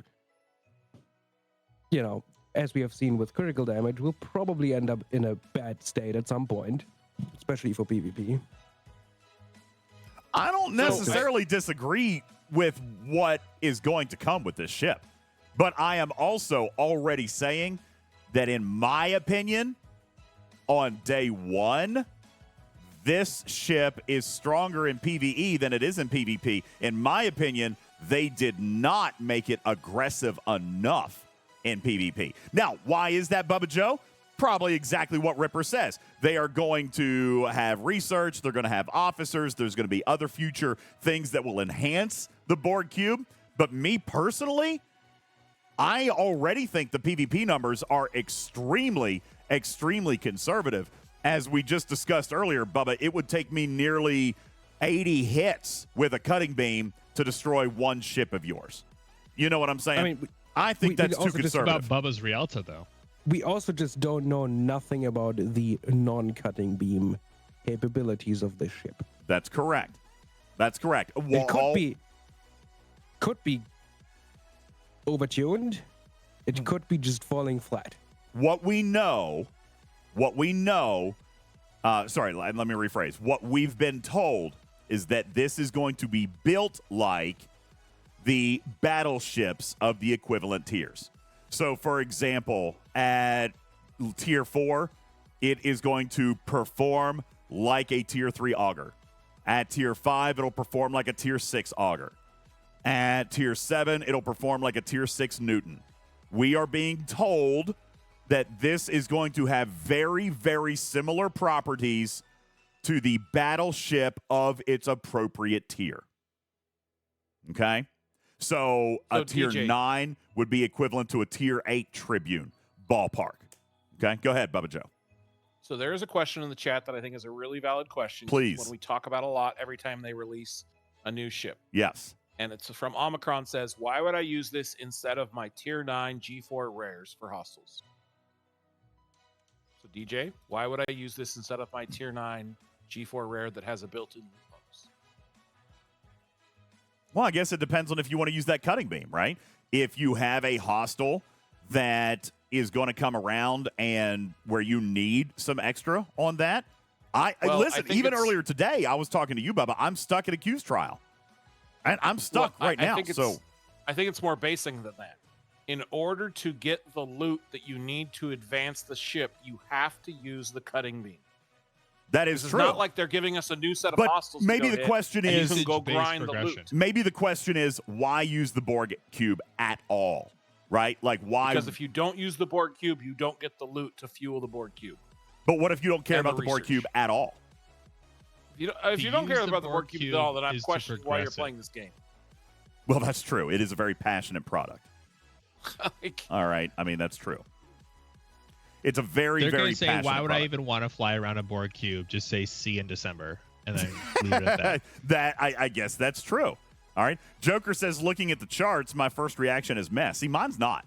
I think this is exciting content. I think this is content that at least here on day one, they have finally, Bubba Joe, exhibited an ability to create a specialty ship that is not a one and done. It's not a one-trick pony, and it doesn't ever expire. All right. Not only that, it's a ship for $20 that will grow with you all the way to Op 70. I mean, that's kind of big too. All right. That's kind of big too. I love, and I just want to add, I'm not saying the ship is bad. I'm saying the high level of excitement might be a bit too early potentially, because there's a lot of unknowns about the ship and how it actually is balanced and designed outside of the cutting beam. See, I think it's the opposite for me. The cutting beam is what's exciting about it. If it performs good in routine combat, that's gravy for me. So that's bonus for me. So DJ, Julie, why would I be jealous? What? I can just reinstall the game and get the cube if I want to. DJ, wait, I didn't say that. No, Juby did. What? Julie Banana did. What is happening? I'm confused. I'm very confused. All right, Bubba. Ripper's really confusing me tonight. Go ahead, Bubba. What do you got? So this is a pretty valid point in terms of I don't want to have to go grind level 50 hostiles to be able to go kill a level 60, right? If it does not grind hostiles well, if there's not a crew that allows it to grind hostiles at that appropriate level, then I am going to be disappointed, right? I do not want to have to go from system to system to go, okay, well, all I can do is grind on these, 35s to then go hit the one that I want to go kill, which is 40 or 50 or something, right? Right. So I do not want to have to do that, but I like the concept. The numbers on the cutting beam look solid. I'm excited to be able to fly around the Borg cube. That's why I'm excited. I have no reason to suspect that it's not going to work against hostiles, but if it doesn't, then I think that's, frankly, an easy problem to solve. It would be, I think, something simple that we could go back with to make it a little bit beefier against the hostiles we got to hit. Slim says, "What do we know about its game it for you if you'd like?" I'm sorry, what? Want Bubba? I can also tell you how to game it if you'd want, Bubba. What are you? This is driving me nuts tonight. What are we talking about? In terms of just saying that if any target gives you the material, that means that any ship wearing that 60 label counts, right? So if you kill a level 60 Rialta, that's the level 60 reward, is it not? You can't have a level 60 Rialta. Sure you can. No, yeah, Op 60. Op 60 is different than level 60. Is it talking about the ops, like the level of the hostile itself? Well, I got to be honest with you. My information says that you don't earn that in PvP. So if Echo is going to come back and give us more information on that tomorrow, then so be it. My information says it's PvE only. Yeah, if PvP does count, though, that could just be two level 60s orbiting each other in a low-level hostile system. This is my point. Discoveries. This is my point. This is why, in all fairness, and I totally respect what he came here and did, I don't think that's right. Because that introduces actually a lot of problems, in my opinion. All right? That introduces a lot of gaming and a lot of problems. My information says that it was PvE only, and that makes a lot more sense. All right? So, anyway, we will see. We will see. Now, let's go through and see if we can answer a few questions here, because there are some things here, Bubba, and we might have to repeat ourselves a few times. I do want to welcome everybody in. We've got a record Twitch audience here, Bubba Joe. So thank you guys so very much. My name is UltimatDJz. Bubba Joe is with us. Jules Verne and Blue Mandalorian from the Talking Trek Laboratory. Ripper is here. Arian Putz, Griffin, and Stevens Aaron. We are your Talking Trek panel. Welcome to the 711 viewers live on our video stream right now to learn about the Borg Cube. Really appreciate you guys being with us. Come into your chat. Ooh, that's a good question. What's that? Come into your chat with questions now. Certainly says, what's the free-to-play path? Completely free-to-play. Here are your acquisitions. Day 1 for $100. Day 8 for $20. December event store, absolutely free. Okay? That is the short way to go with that. Okay? Sky says, do we know what the ship ability does, or is the ship ability just getting loot for killing with the beam? The ship ability is the cutting beam. All right, that is the ability itself. Okay. DJ. Yes, Bubba. Does the cutting beam drop your peace shield? Very, very good question. I do not actually have the answer to that, so we need to write down an answer, or write down. If it needs to generate a battle log. I am going to assume that it does, because it will generate a battle log. All right? It will generate a battle log, so it probably would drop your shield too, I would imagine. Zandy says 2 Borg cubes would equal a $100 pack and a $20 battle pass. Correct. Zandy's, you could get 2 Borg cubes by buying a cube on day 1 for $100 and getting your second cube on day 8 with the $20 battle pass. That will give you 2 fully functional Borg cubes. All right. Swift says, if it's like the Manta Sting, it'll work on any player level. Swift, game design has told us that it will operate within the parameters of current PvP banding. So you're not going to be able to punch down too far. All right. Have you seen the video? What? What video? Next video of it firing. I have literally been here with you guys the entire time. I'm just saying, one thing I'm excited for is just now we're going to be living in a world where you can just see like a Death Star beam shoot across the system. We see that all the time anyway. Across the map. I see that literally every day right now. Now it's like by design. All right. So they've taken a game bug and made it a feature. That sounds familiar. I was thinking that, but Echo was on and I didn't really want to say that. That's what they've done. Captain Jack says, when may we expect this to be live? After maintenance tomorrow morning. It'll be live tomorrow morning. Everywhere It Matters says, can you figure out how I can upgrade this thing without any faction chips? You can't. Faction chips contain triggers that unlock the warp tokens for you. All right, that is it. So if you have a Newton, a Corey, or a Pylum, and you get to tier 6, it triggers a gift chest. All right, the gift chest. Okay. Yeah.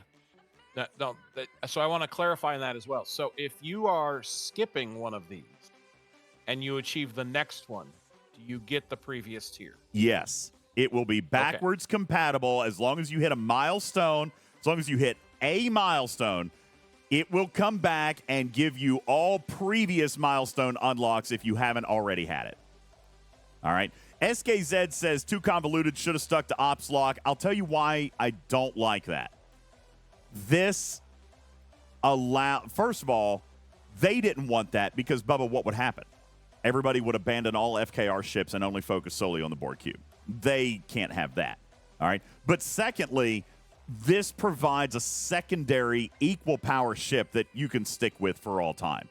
All right. I actually really like the fact that there are faction ship prerequisites in this, Bubba, because that means that you don't abandon an entire portion of the game.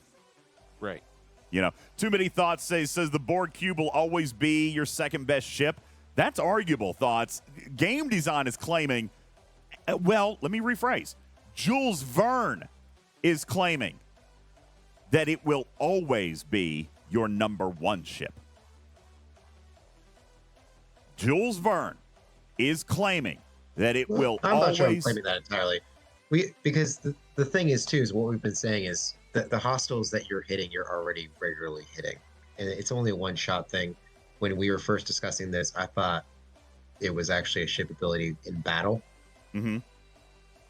And not a one-shot. So I don't think that it's going to be the only ship you'd be using. Hey, yeah, that's the point. They don't want it to be the only ship that you're using, right? But it's always going to be relevant. It will always be relevant, all right? Dragon Keeper says it will be my number 10 ship. Well, that's only if you don't upgrade it, all right? I mean, it's only if you don't upgrade it, all right? Nakar says the official page says that the Borg cutting beam will have a diminishing return on damage when attacking a target at higher ops level than you are. All right. So, well, in terms of the amount of damage it does to their hull, it's not going to be as potent, I think is what that's trying to say. That's what we were talking about, DJ. We'll go you're doing with that. 8.5 million to 8.5 million to my 100 billion or my billion, right? It's whereas you doing 8.5 million to another ship that may only have 8.5 million hull, that's going to be far more pronounced in effect.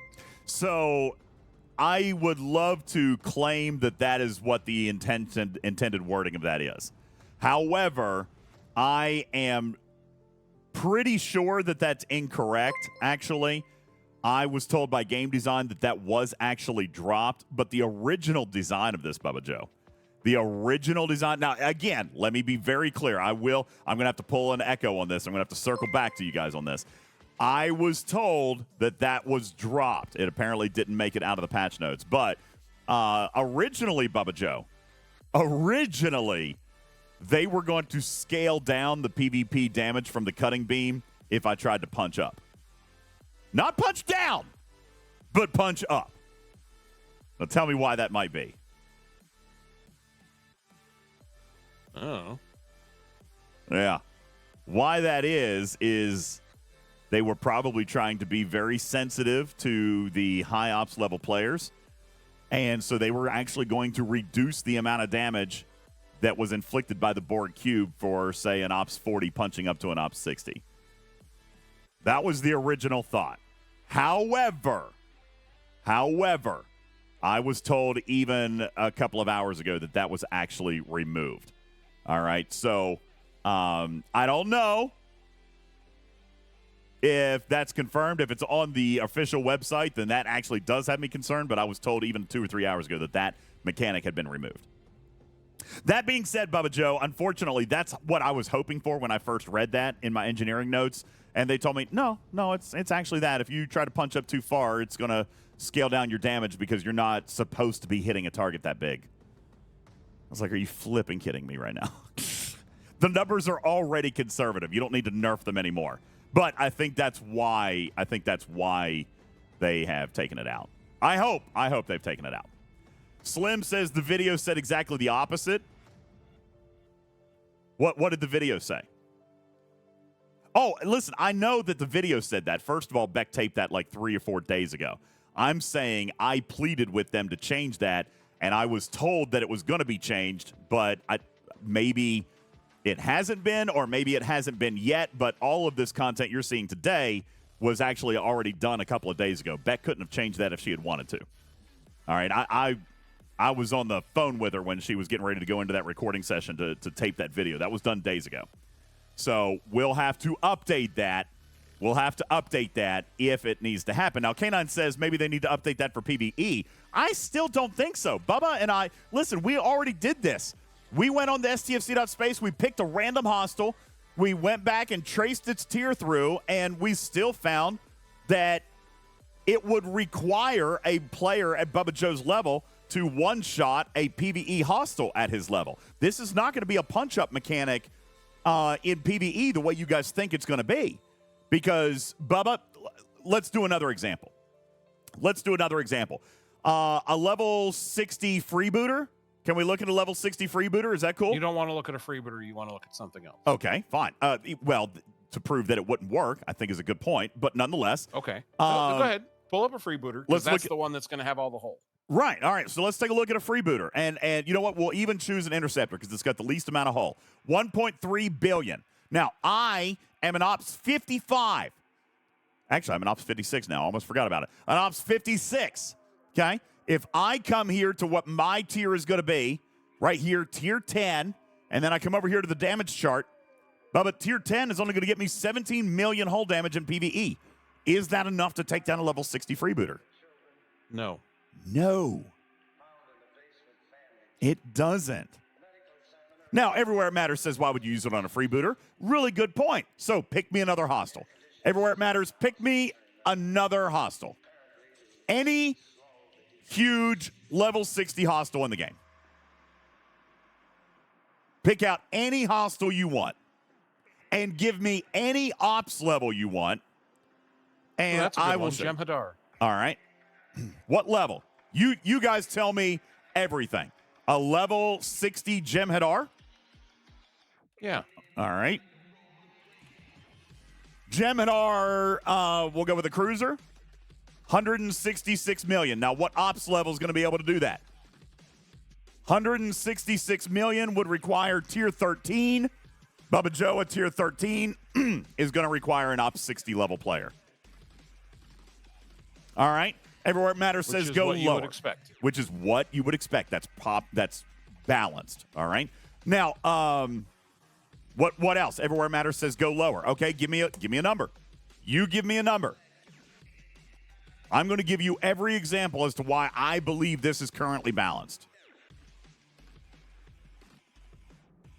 Real quick, while I am waiting on Everywhere It Matters to come in and give that, I would like to invite all of you, while you guys are here, take a look above me. We are in the middle of a Christmas fundraiser. Not that I want to interrupt all this, but I'm being told by my entire team and staff that I need to remind you guys about the charity project that we're working on this year with Monroe Carroll Jr. Children's Hospital at Vanderbilt Medical in Nashville, Tennessee. We are raising money to provide Christmas for sick children in their ward. 14 floors of children are going to be stocked up, children in all these beds over the Christmas holiday, and we are raising money to provide them a Christmas.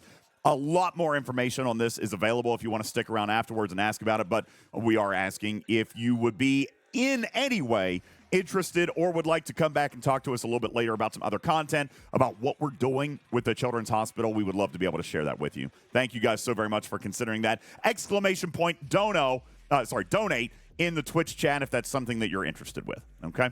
All right, Everywhere It Matters. Where you at with me on a level of hostile? Everywhere It Matters. Looking for you, buddy. You're running the show here. I don't see his response. Will the cube be able to cloak? Not that I'm aware of. All right, not that I'm aware of. Everywhere It Matters says, so wait, we're going to be able to kill appropriate level ships. Yeah, that's the point. It is supposed to grow with your faction ships. It will always be able to do what your other ships would be able to do, except it will grow with you forever.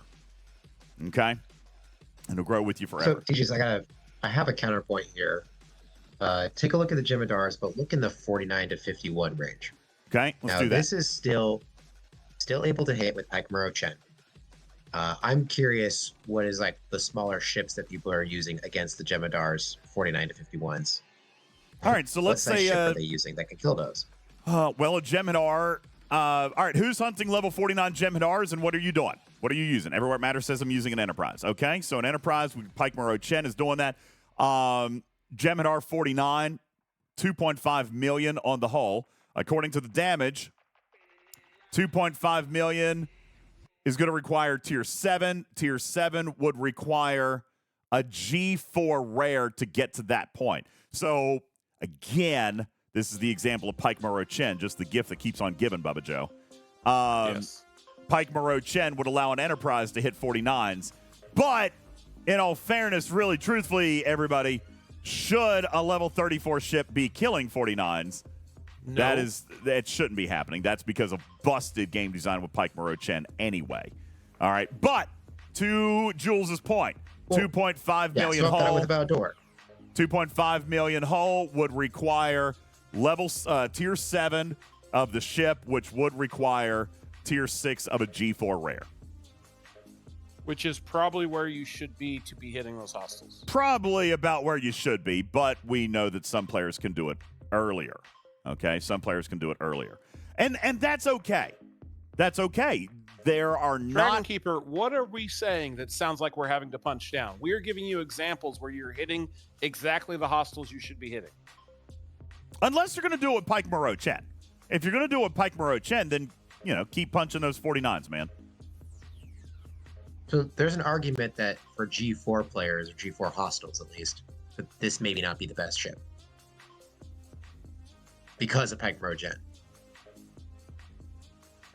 But yeah. Well, I think we already kind of established. Didn't you just say that it wouldn't be necessarily your best ship because it's only a one-shot mechanic? Right? Yeah. Okay. Especially because Aikmaro Chen is so overpowered or unbalanced, or however you want to say that for the G4 hostiles. Yeah. And Venadia is saying there's a lot of 40s hostiles that you might not be able to kill with the beam. And that's kind of what we're saying here. Now, I do think that Ripper has a point, although I don't feel it's justified for him to be fearful about it. Because, again, Bubba Joe, I think these numbers, quite honestly, are conservative. I look at them. I'm excited about the concept of it, Bubba Joe, but I said that to you, too. I feel like these numbers are too low. This is going to give them room for growth to improve these numbers to a point where they can be very powerful for all players, Jules. I mean, if these are the base level values, do you think it's possible or reasonable that they would release research and or officers that enhances the abilities of the cube? I mean, I think that's a no-brainer. I think that is 100% what's going to happen. Weren't you saying there was already some Borg CUBE research out there? There will be Borg CUBE research is launched. In the X-Borg research tree, you're going to have warp range, Borg CUBE damage, Borg CUBE kinetic damage, Borg CUBE assimilation points. I don't know what that is. And Borg CUBE PvP crit chance. Isn't the assimilation points what you get when you use the Borg beam on a hostile? Well, they were calling it something else. You might be right, but they were calling it technological distinctiveness. Maybe assimilation points is technological distinctiveness. I don't know. All right, I don't know. My point is just I would like to have a more complete picture about this entire ship, including the non-cutting beam capabilities of the ship, to give a proper judgment form a proper opinion for me. I think that's fair. Unfortunately, we don't have all that. Hopefully, 12 hours from now, it'll be on stfc.space, and we'll be able to really dive into DPR, shield hull and what it looks like, but we don't actually know that now. All we know at this point is what they have told us, which is that it's going to scale very similarly in statistics to the battleships of each of these tiers. That is all we know at this point. And if that all works out, that's absolutely fantastic. And then, great thing. And that was really kind of all my point on all of that. And maybe I have not delivered that in a clear way. I think it's fair for us to want more information on it. But, we'll just leave it there. I think it's fair to want more information on it. All right. What I think might be slightly unfair is for us to be unhappy about it based on what we do know, because based on what we do know, this actually appears to be pretty good. All right. I wasn't unhappy about it, to be clear. Good. I'm glad. See, Ripper likes it now too. Just cautious, I guess. Cautious you know what? Might be the right word. That's 1,000% right. And Bubba, I think you can share publicly as well. We've all been very cautious about this. We've all told them this sounds great, but we need to see some data, and they finally came through with data only hours ago. And I'm looking at this data, Jules. I mean, it's not going to be the Carol Freeman of ships, but it's going to be very capable. Jules, if you're offering, based on what you know right now, only the data that I've provided to you, what is your 60-second summation on your reception to this Borg cube? I love the fact that it scales with ops. I love the fact that we can continue to invest into it using the currency that we're getting from that. I love that it has an interesting mechanic to it that is free, essentially, to use. I think that that's going to be really helpful. And I do love the fact that this does bypass getting one-shotted by your opponent. So it doesn't fix PvP because it's not going to kill your target. No. But it's certainly going to, scratch the paint where you may not have been able to scratch the paint before. So I like that already. Is it going to be a ship that's going to change my game or my approach to certain things? That's yet to be seen. And I obviously believe that they'll be including research to make it more potent in the future. I agree with literally 100% of that. Bubba Joe, same thing for you. 60-second summation on the facts that we have here right now. Well, I've wanted to fly a Borg cube forever. So the fact that I get to do that is automatically a bonus. The fact that it sounds like it could be useful makes me even more excited. So for me, if it is remotely useful, and it certainly looks like it will be, and I get to fly around the Borg cube, God forbid I get to fly around 2 of them, it's going to excite me. Would you guys like to see a few of the actual images in game? Oh, good. Let me pull. Here is a rendering in the game of the Borg cube and what it'll look like in the game. Beautiful. It is really, really nice. I've got a couple of the interstitials as well. This is one. Let me see if I can get this pulled up here, guys. Sorry. Where is it going? Oh, here we go. Here's one of the interstitials. Refine technological distinctiveness to upgrade the ship and unlock research, build and tier up faction ships to unlock the Borg cube's full potential. So here is, again, how one of the examples of how it's going to look in the game. Here is a second interstitial right here. Damage ships with the Borg cube to charge the cutting beam ability, use the cutting beam to devastate targets, and earn technological distinctiveness. So that is what we've got in the game here so far as the Borg cube images that we're going to be able to pull out of the game so far. I'm looking to see if there's anything else that I've got that I am authorized to share with you tonight. I think that's about it. We are launching our content in 3 phases, guys. So tonight was all about the Borg cube. Tomorrow, we'll be talking to you a little bit more about the cube, the officers, et cetera, and some of the other events and some of the primes, et cetera, et cetera. Basically a normal Arcfall video that we've got for you. And coming Wednesday, we will be doing a deep dive into G6. All right. The research, yes, the research will be added into the X-Borg tree. This is what you've got coming right here. These are the 5 Borg researches that are coming in the X-Borg research tree effective tomorrow. What class ship is the Borg Cube? It is a battleship. It will be a battleship. Turmoil says, if you hit a PvP target with the cutting beam and do not destroy it, will you be destroyed? No. They will not counterattack you. It is literally just a shot that you provide. There will be a battle log, but it is not engaging in battle. It is just the Borg Cube zapping you, and that's it. All right, that's it. Are there going to be new primes? Obviously. Obviously, it's going to be new primes. All right. Will the patch fix daylight savings? For the most part. Yeah, dailies reset, I know, is going to be fixed. They said. Anyway, dailies is what they said. I'd like to give my quick opinion summary. Yeah, sure. What do you got, Arian? I'm excited. I think it's about time we have the cube. I think it looks awesome. I hope it looks like good. that in-game, not like that one skin. I'm really excited, not only about the sourcing, but also that we know the details of it ahead of time. I'm happy with the loop, that it doesn't have its own juice for a currency, like to use the beam, and that it was designed for hitting, quote-unquote, any hostile for charging, not a specific hostile. Yeah. I think it could make for some really interesting gameplay and tactics if people start thinking about how they can do that. And I'm super happy that this is going to be an arc launching with a feature available on day 8 for low spend and right down to Ops 28. I think that's a huge, huge win. Yeah. And Tycon, in all fairness, yes, the full reveal today was what I was prepared to do. And Ripper knows. Listen, Ripper and Bubba witnessed the roller coaster that was DJ's emotional state for about the 2 or 3 hours prior to us going on the air.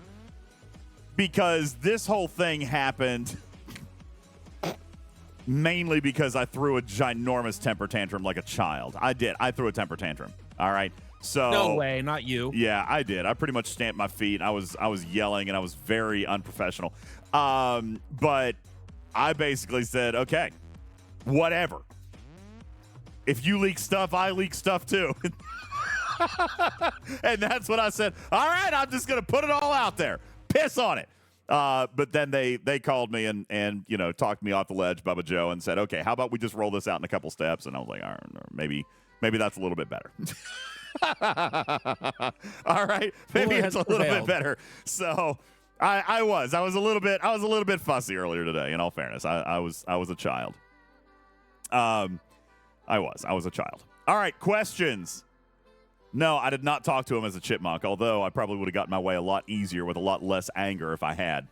Who can say no to this? Oh, God. Anyway, all right. So, yeah, Tycon, I'm sorry. We will be rolling it out, though. I've got a lot more coming out tomorrow morning and then a lot more coming on day 2. Okay? Spin and loop. The Arcfall video will be done completely in the chipmunk voice. It will not. We didn't hit $30,000 for the sick children. All right. Can the cube cloak? Not at this time. Okay, not at this time. Am I getting the cube tomorrow? Let me put it this way. Scopely has said that they're going to provide it. They want us to show it off. But if they didn't, I would buy it tomorrow. Okay, in all fairness, I don't want to say that because then they'll just drag their feet and I'll buy it anyway and they'll get my $100. But Bubba, you're a better person to ask. Bubba, are you buying this ship tomorrow? Almost certainly. Yeah. I have to work tomorrow during the day. Let me put it that way. I have to work tomorrow during the day.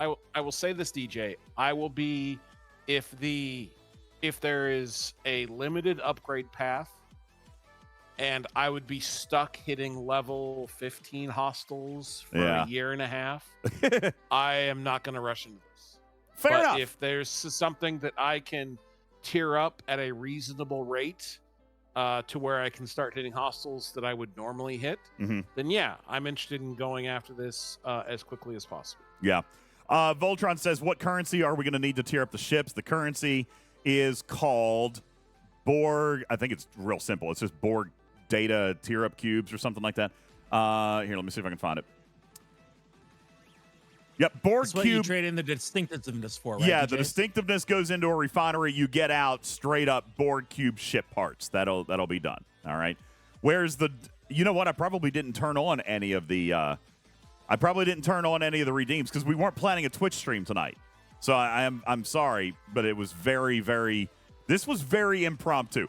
Griffin and Jules can now also tell you that. I mean, literally, I gave you guys the information maybe 10 minutes earlier than I was legally allowed to. But this was very impromptu. I gave you the stuff and said, we got to go. We got to go. Yep. That I set my class up early. I said, you yeah, guys gotta go. I sent Jules a message.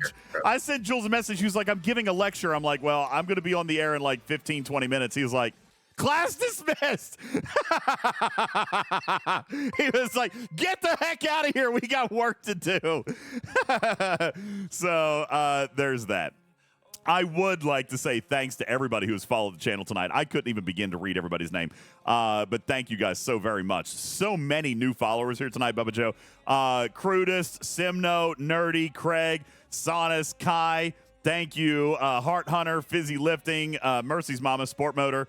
Thank you guys. E-Gumps, Bob Flay, Taco, Bunker, Stone Cold, Omega, Vulcan, Imperial, Z-Dream. Thank you guys very much for following the channel. Beetle, thank you. Welcome in to the Litter Box. Really, really am grateful that you guys stopped by here tonight. Thank you guys so very, very much.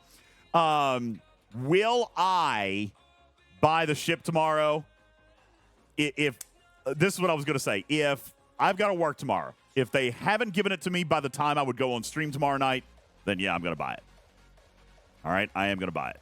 So that just kind of depends. By the way, for those of you who are curious and don't know what's going on here with our channel, if you're a first-time player here, I will point your direction over here right above my right shoulder and tell you that, ladies and gentlemen, we are giving away battle passes, the $20 battle pass. We're giving away the $20 battle pass so that you can have the cube. Bubba Joe, take a look above my shoulder and let's count up because we have more to add.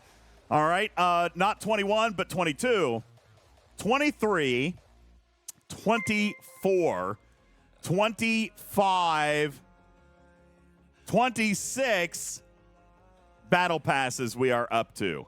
26. Oh, my. We have given away 5 so far in our Discord. If you would like an opportunity to win, !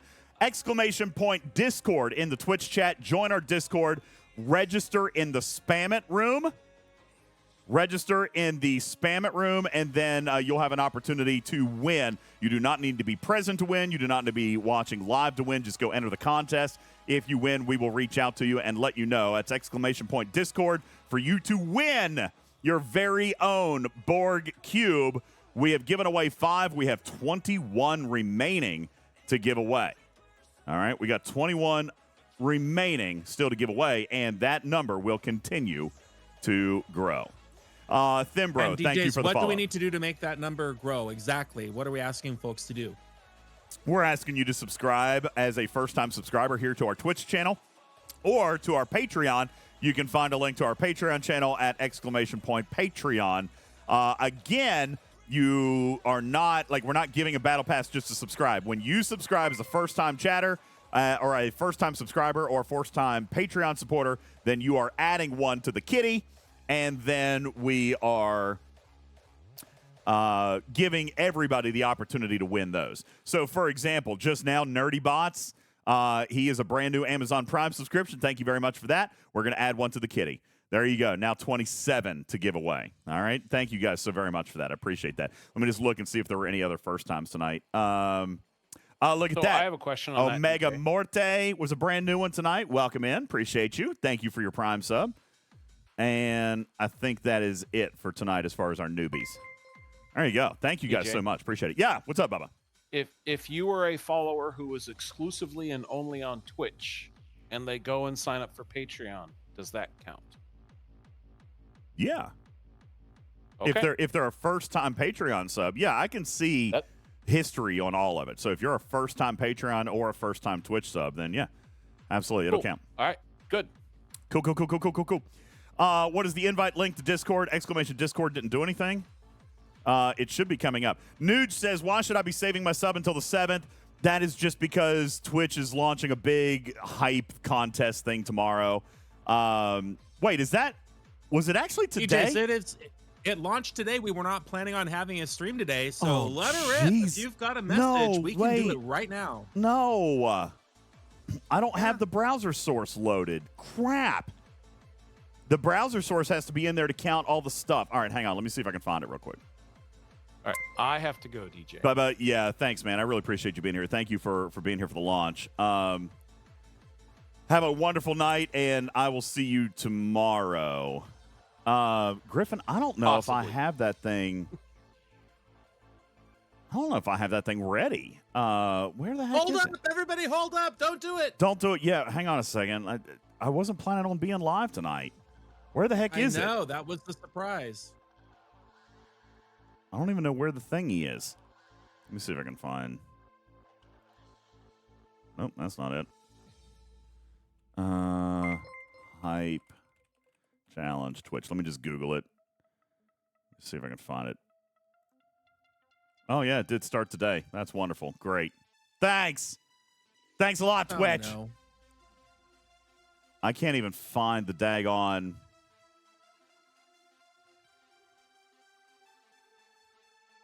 I can't even find the Guys, stick with me for a second. I'm having a brain fart. Just stick with me for a second. I can't find the browser source for it, man. I thought I already created this, but maybe I didn't. Is it under? Hang on. You know what? Maybe I did. Under overlays. I sure did.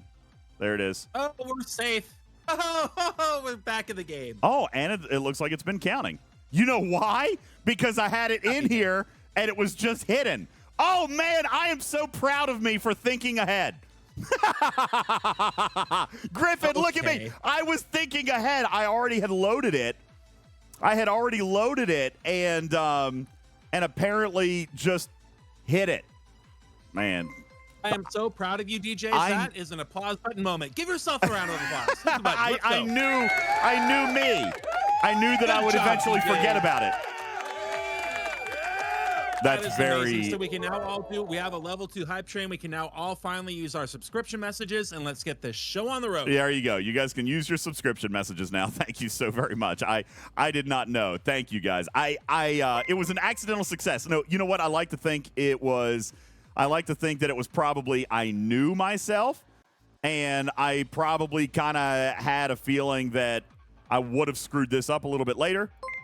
So probably wise that that we went ahead and messed with this a little bit earlier. I'm going to shrink it down. I feel like it's a little bit big. Maybe about right there. Does that look a little bit better? Yeah, that's a little bit better. All right. So welcome into the Twitch Hype Challenge. Wow, you guys are going crazy. Wow. Have all of you guys been holding on to all those? Holy smokes. Guys, thank you so very much. I'll start reading names here in a moment. I do want to come to the chat. Does anybody still have questions on the Borg Cube? Oh, my God. DJs, there was a question. I can't find it now, but somebody did ask if the functionality of the weapon works sort of like how you would activate the Mantis weapon. Is that sort of the thing? You click on a ship and there's a button to push? Yeah, exactly. That's exactly how it's going to look. As a matter of fact, let me see if... I posted in the lab. Yeah, I was getting ready to say, I think Beck's video... Yeah, here we go. Thank you. I'll pull this up right here. Here's what you're going to see. You're going to see literally a picture of a Death Star. Commence primary ignition. That's what you're going to see. Then you're going to see a Death Star. You're going to see a Death Star, everybody. That is... This is it. This is what's actually going to show up right here. That little image of the Death Star right there. Okay. Amazing. It is. That's the go home button right there. White Wolf says, Just where wait do till we you fire it? Where do we see Beck's video? I could show you Beck's video now, but I don't know how long it is. You guys want to watch Beck's video? You want me to jump to the timestamp of it firing? I sent you the timestamp and the link. I love hype. Give me more hype. Thank you, everywhere it matters. I love your hype too. Listen, you guys are rocking it. Thank you guys so very much. Let me see if I can read a couple of these things here real quick. I'll pull up Beck's video. Wait, which one am I looking at? The video? Is in this your PM from me? It shows the timestamp as well. Oh, we got the video. Okay, we'll pull this up here in just a second. We'll play this. This is Beck's video. We'll watch this in a second. Let me it's 3 minutes, so we'll play it here in just a second. 33 is the stamp. Let me try to get through a couple of thank yous because you guys have already hit a level 6 hype train. Thank you. Thank you. Just we're going nuts on this hype. Nuts. I really do appreciate it. That is just mind blowing. Thank you. Mudblood, thank you for your 13-month resub. Smoke. You know what? Let me go to a different. We go to a different button here that might help me read this faster. Meal, Mudblood, Smoke Mohawk, Fake Joe, General Darkfire, Scribbler, Rucker, Wonder Yams, Hear No More, Fredu, Adam, Archer, Lieutenant Fire, Crazy Hot Spurs Fan, Killer Rabbit, Webster, Never Ever, AS Green, Triplets, McSurgeon, Rajal Ghul, Geehy Jayhawk, Raskar, Gameplays, Jace, Your Way, Allen, Crash Override, Insanity, Canine Tooth, Brinzinger Wolf, Wire Speed, Everywhere It Matters, Balabomb, Nuge Fireball, Master Viper, Nerdy Bots, Radio Dad, Kramer, Pong, Unimatrix, Q, Riverwind, Griffin, Frustrated Borg, Wow Cell, Addiary, Omega Morte, Piano Man, Roku, Zerg, Classy Pete, Killer Penguin, Louis P, Prime, MBD, Anubis, Eric, Heavy Tater, Shinjo, Jesus, Wardod, Beck Likes Plants, and Bayonetta have all just subscribed to the channel. So thank you. Good God almighty. You guys are insane. And Griffin dropping 10 gifted. Drina R, thank you. Tough Cow, Diamara, Tiberius, thank you guys so much for adding. And look at this. We are... What is happening? You guys is crazy. Oh, the hype! Oh, the hype! Oh, my goodness! Are we doing hype right now? I was not prepared to do this right now. You guys want to do hype?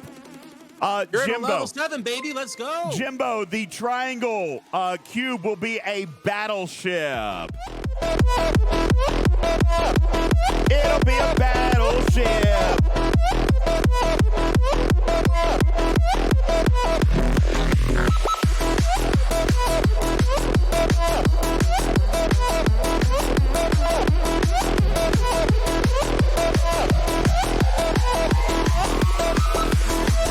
Thank you guys very much for the hype. A level 7 hype train. 48% through a level 7. And over there on the hype train challenge, on the hype challenge, already hitting level 3, like instantaneously there, Griffin. Absolutely amazing. Thank you. Yeah, I know. That is nuts. I didn't post my associated levels with Twitch. Wait, what? I didn't post what associated levels? Oh, the community goals? God, Trader. Oh, Trader's gone. See, again, we weren't prepared to be on tonight. We were going to reveal him tomorrow. I forgot. The deadline, her homework assignment wasn't due until tomorrow, guys. I'm so sorry. We'll tell you tomorrow. All right. I didn't tell her we needed it. This happened in the last 2 hours. This happened in the last 2 hours. Omicron, I know that statement exists. I am 99% sure that statement has been omitted from the game mechanic. But Omega says the board cutting beam has diminished returns when attacking things higher than your player level. I acknowledge that statement is there. I do believe it is being removed. Okay? I believe that mechanic was, in fact, removed. But I cannot say for sure. Just like they did that dumb treasury feature a couple days late. You know, it can happen. Yeah, it could happen. Maybe that was a thing, like the tax, but yeah, we're talking about it, okay? But they told me that they thought that was not going to work. Tricky says, does the cutting beam work against players? Absolutely does.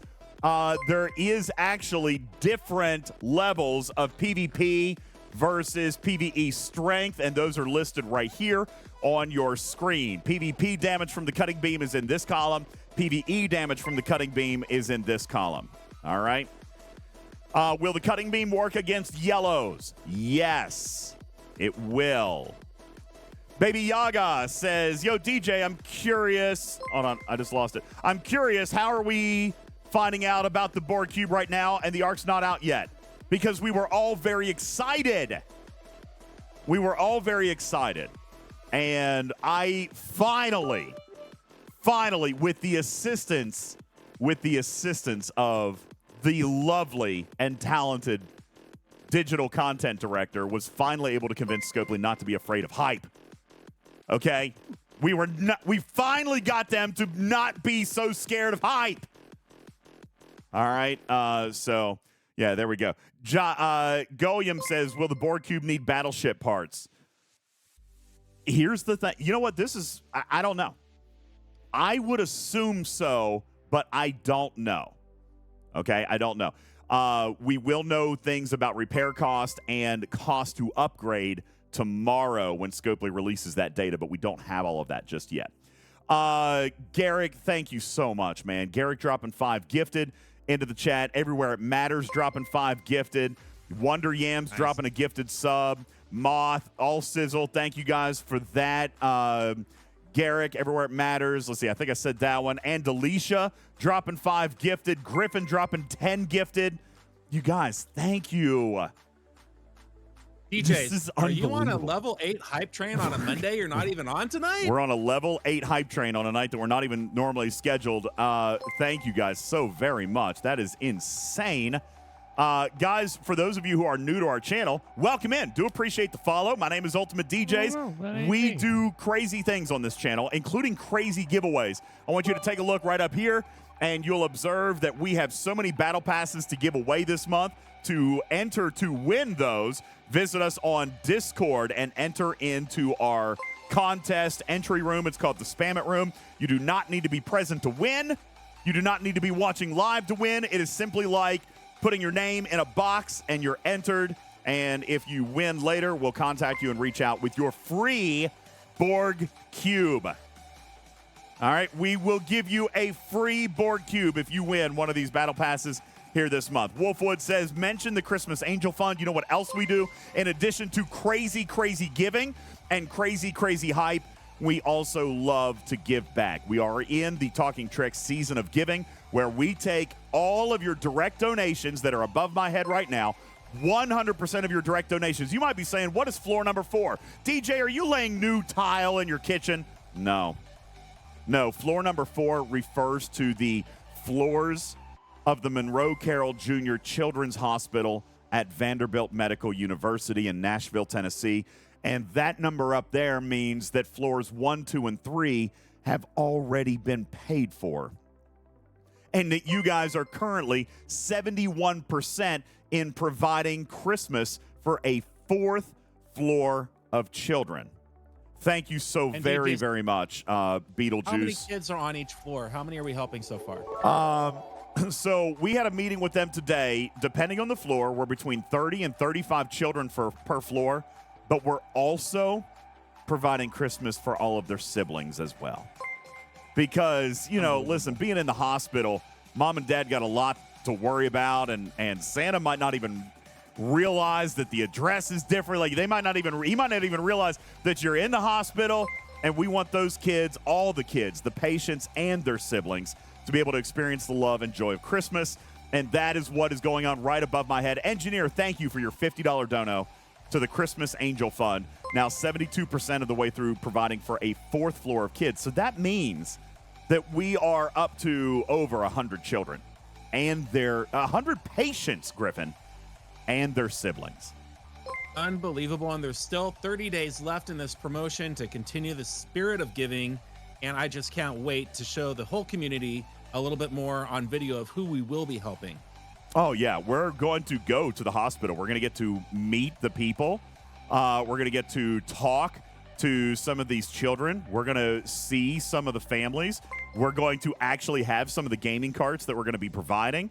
And it's very, very exciting. We will be there. And by the way, we have released publicly that digital content director Beck Likes Plants will be a special guest of ours in Nashville, Tennessee, towards the end of November to sing to these children.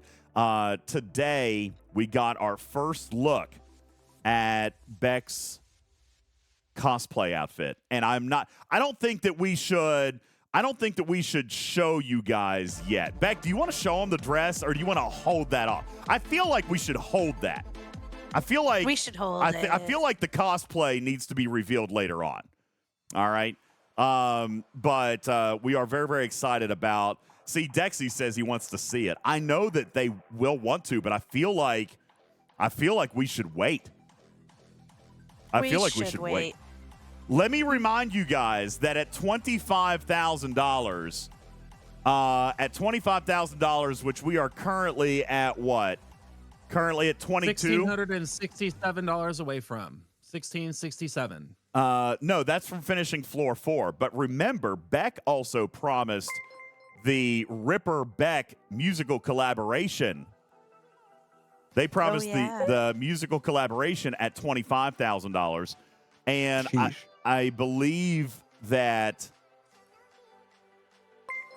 Oh, Unimatrix. Oh. Thank you so much, man.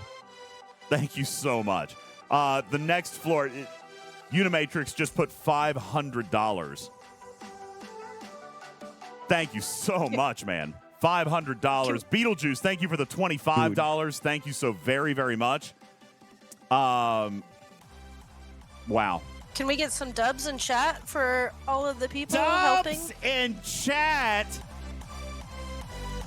Thank you guys so very much. Button. Oh yeah, and the applause button. There you go.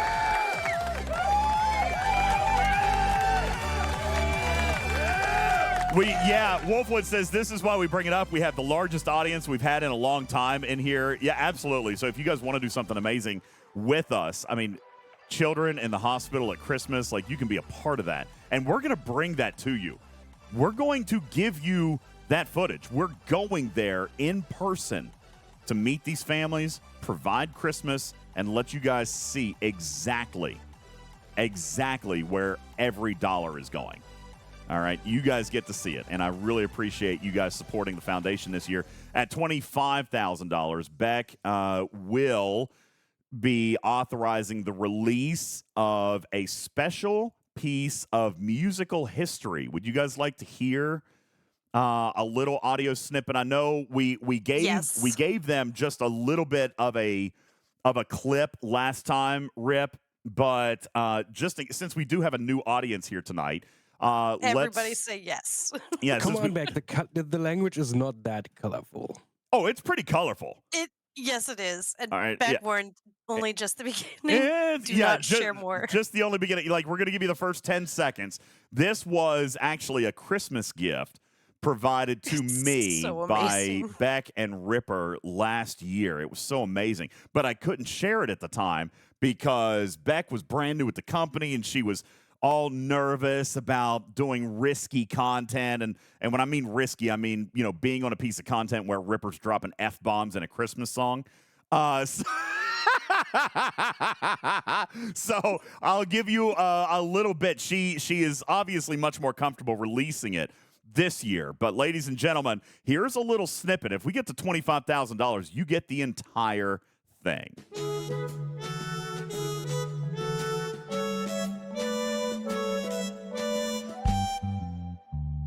Really can't stay. What a bunch of rubbish. I've got to go. Like, this is actually rubbish. This evening has you people are horrible. So just horrible. Nice. I don't even know what's happening. My bosses will start to stupid fucking idiots. Oh God! Okay, I let it play too long. Sorry. You got distracted. I let it play. I was. The beat button. I was so excited. I'm sorry. I didn't mean for it to go that long. I'm so sorry. It wasn't. That was 10 seconds of DJ's time. Oh, God. I was just really, really into it. I was really liking it. I'm sorry. I didn't mean to. I didn't mean to. Gosh darn it. What can't take you anywhere. DJ, the thing we talked about a bit ago, I am working my hardest, but it is not looking. That's okay. That's okay, buddy. It's late. I know. It's all good, man. I know. Listen, when we get to $25,000, you guys get that whole thing. Let me just put it out there. That's right. Beck says, well, if you like that much, guys, that was tame. All right, that was tame. It gets so much better. Okay, God, Ripper, just go ahead and tell him. Was that the worst that we're going to hear in that track? It wasn't. Also, I would like to point out that everything that I basically said in that recording was essentially improvised. Oh, yeah, 100%. As a matter of fact, a lot of our sound alerts have come from stuff that happened in this. You guys think it was the other way around. All right, Ripper just made a bunch of the stuff up, and then we started using these words as sound alerts. I remember I remember Beck was like writing her lines, and I was just like. I think Tycon has the title for it. Baby, it's not safe for work outside. Yeah, that's true. Baby, it's NSFW outside. Yeah, that's good. So, yeah, no, this is brilliant. It's absolutely amazing. And at $25,000, you guys get that. So thank you guys so very, very much for the hype. Thank you for the level 8 hype train that we got a little bit ago, or level 7. What was it? I didn't even see it. It was crazy. Q, thanks for the bits. Beetlejuice, Unimatrix, thank you guys for the donations into the Christmas Angel Fund. Sea Dreamer, thank you for your 15-month resub. Captain's Log, Brian, thank you guys so very much. Engineer, thank you for your Christmas Angel contribution. You guys are amazing. So listen. We have transitioned here a little bit. I really didn't want to do like a full-on stream tonight. So I am totally cool at this point wrapping up or getting back to the content. If you guys have... Oh, we need to watch Beck's video. Okay, let's do that real quick. Let's watch Beck's video, and then we will take some more questions and get ready to call it a night. Because like I said, tonight's not a normal stream night. Here's Beck's 3-minute video released on stfc.com just a little bit ago that will actually show the cutting beam in action. Here we go.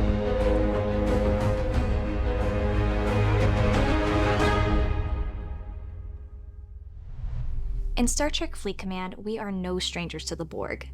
We have officers, the ex-Borg faction, and many Borg enemies scattered across the galaxy, making them a force that we could never forget. However, for the first time in Star Trek Fleet Command history, we have a piece of their technology that was never thought to be attainable.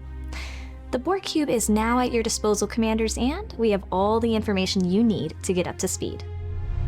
The Borg Cube is available to all Commanders Ops level 28 and above. The blueprints can be obtained from the free and elite tracks of the Update 60 Battle Pass. Unlike any ship before it, the Borg Cube is meant to grow with you as you progress throughout your Star Trek Fleet Command journey and scales based on the power of your faction ships. Not only is the Borg Cube formidable, it is on par with the power of a faction ship. So, let's take a look at the breakdown at the tier requirements for the Borg Cube.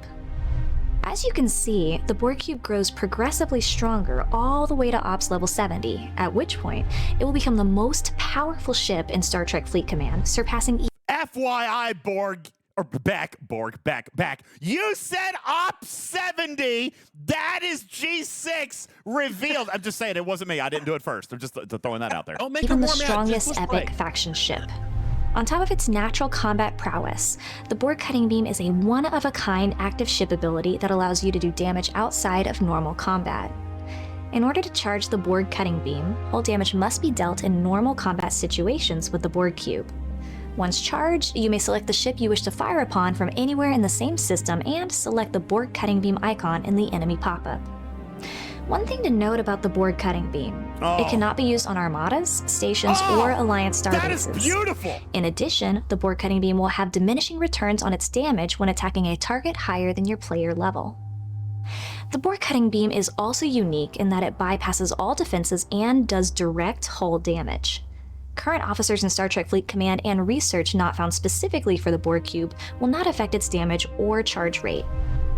By destroying enemies with the Borg cutting beam, commanders will be rewarded with technological distinctiveness. This material can only be seen in the battle log after destroying a hostile. The amount of technological distinctiveness you receive will increase. All right, I want to come back and look at this real quick. So right here, I'm going to assume that that is the cutting beam progress bar that we're talking about right here. Okay, yeah, so it was 100% before it fired. Yeah, let's back up here just a little bit. 133. Okay. And research not found specifically for the Borg cube will not affect its damage or charge rate. Okay, let's back up a little bit. We couldn't see it in that frame. The ship you wish to fire upon from yeah, right here. See, it shows 100%, so it's ready to fire. That is the Borg cube with 100% cutting rate. Ready to Death Star. yeah, just right there. Click on the Star Wars button. Inside, that's right. It's a fully charged Death Star beam. That could not look more like a Death Star if they had tried. Blue, like back. It looks like a Death Star. It is a perfect image replica of a Death Star. Okay, DJ is not wrong. It's gonna be like, I'll have you know that's a cube. I can tell you, not a sphere. I can tell you what it's not. That's no moon. That is no moon. That's no moon right there. Yeah, absolutely. That's right. Hey guys, how many times have you guys been asking for Death Stars in this game? Wish fulfilled. Current officers in Star Trek Fleet Command and research not found specifically for the Borg cube will not affect its damage or charge rate. By destroying enemies with the Borg cutting beam, commanders will be rewarded with technological distinctiveness. This material can only be seen in the battle log after destroying a hostile. The amount of technological distinctiveness you receive will increase based on the level of hostile you destroy with the Borg cutting beam. You know what? This material can then be exchanged in the beam. We were asking earlier about what we would expect the power of this cube to be. Now, granted, let's see if we are able to surmise any of that information here. Now, this one must be pretty daggone high. Okay, you look over here on the left side of your screen. This was pretty daggone high. It is an Op 60 account. So we should probably be able to make a few assumptions. If it's an Op 60 account, I'm going to assume that it's either Tier 12 or Tier 13. Okay? I would also presume that this is like a normal developer account in which they have no research and have nothing. Like, this is probably it doesn't look like no research. It doesn't look like no research? No. Okay, so maybe they cloned an actual account on this. But here we're looking at, so this is probably around, if I'm guessing, Tier 12 or Tier 13, and we're seeing roughly 412 million power. Is that on par with a low tier, a Tier 4 Enterprise D or a Tier 4 Dedaradex is 500 million power? Is that in the ballpark? A tier Dedaradex is like 1.5 billion. A Tier 12 Dedaradex is 1.5 billion. We're talking about a Tier 4 Dedaradex. What is the approximate strength of a Tier 4 Dedaradex? I'd say, somewhere in that first 500 million range. Okay, so it's probably it depends. I know it depends, but I mean, just kind of ballpark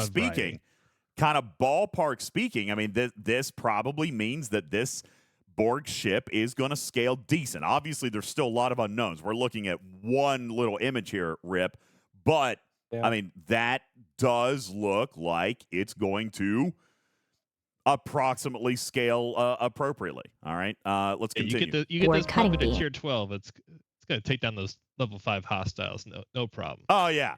Listen, these level 15 hostiles have no chance against this level 60 ship. All right, let's keep going. This material can then be exchanged in the refinery by navigating to the Borg Cube refinery in the support tab for either upgrade material to tier up your Borg Cube or for the material needed to progress the new Borg Cube research nodes, which can be found in the X-Borg research tree. All right, you said or, but this screenshot shows that they're both guaranteed. Are we getting or are we getting both guaranteed? I do know, FYI, I do know that this is developer content, so it may not be what actually reflects in the game. But is this are we going to get both, Guaranteed or is it chance?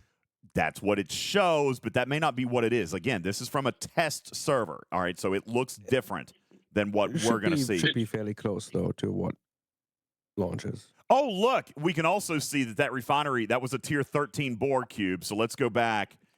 Tier 13. Did you also get clarification? Yeah, maybe it starts as an or and becomes an and. Maybe.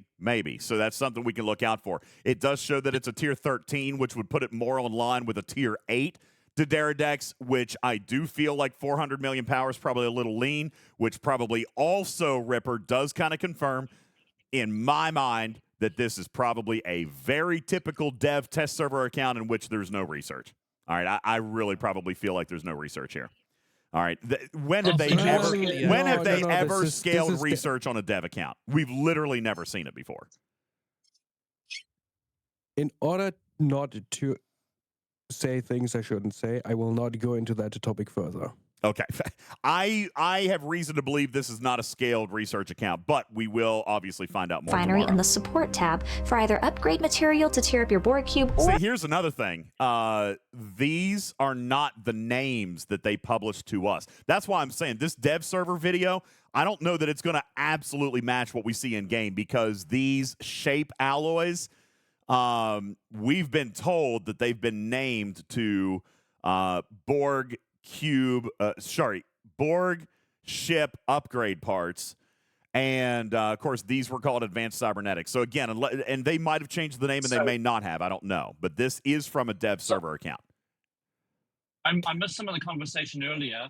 Did you get clarification on whether they, using the death ray, you get those rewards for that refinery only from hostiles or from PvP as well? So my information says PvE only. Echo said it was PvE or PvP, so he's going to try to get the information. This video is now just saying that it's hostiles only, so she just said from the hostiles earlier. Okay. Find out tomorrow. Yeah, I already told you. Is Beck still listening? When did you ask them to record this? Because you said earlier you specifically asked this them content to is over a week old, all right? And that's why there's a couple of things in here that may or may not be. Is that recorded in-game content over a week old? Oh, yeah, guaranteed. She recorded her video a week ago. I'm sure this stuff is older than that. Okay? So, yeah, I guarantee this stuff did not come the day she asked for it. She probably asked for it a week earlier than that and was lucky to get it. So, however, shout out and thank you to, you know what, again, this just reaffirms how much respect I have for the team and how I appreciate the respect they've got for us. I am being told by the staffers that are watching and listening in audience right now that the name of this currency is indeed the shape memory alloy. So not the Borg cube parts like I thought it was. This is actually the correct name. While we've got some of those folks in chat, can we also confirm that this is, you're going to get both, or is it a chance at either, or do you get both? Because that is something else. If you get both, that's even better, right? That's pretty cool too. So they're going to check on that. And the other thing that we would want to check on is, can we earn technological distinctiveness from PvE and PvP, or PvE only? Because I thought it was PvE only. Beck's video says PvE, but Echo came out and said he thought it was PvP as well. So, so we need to find out if it's PvE or PvP. Now, it is only going to be done, what we do know is that it will only be done if you completely kill the hostile with the cutting beam and the cutting beam alone, which we also just saw in this video a second ago, when she killed that hostile right here. Gain from hostiles destroyed. You know, right here in the game, it says technological distinctiveness is gained from hostiles destroyed with the Borg cutting beam, guys. So I think Echo's wrong on this. We will find out tomorrow, but I think Echo is wrong. All right. I think Echo was talking about charging the beam. Correct. Well, that could be too. Yeah, so what about charging the beam? Is that going to be It'd suck if you had to go into a takeover and charge it up on a hostile. No, but we were asking him at that time for the technical distinctiveness if we got that dropped from both PvP and PvE.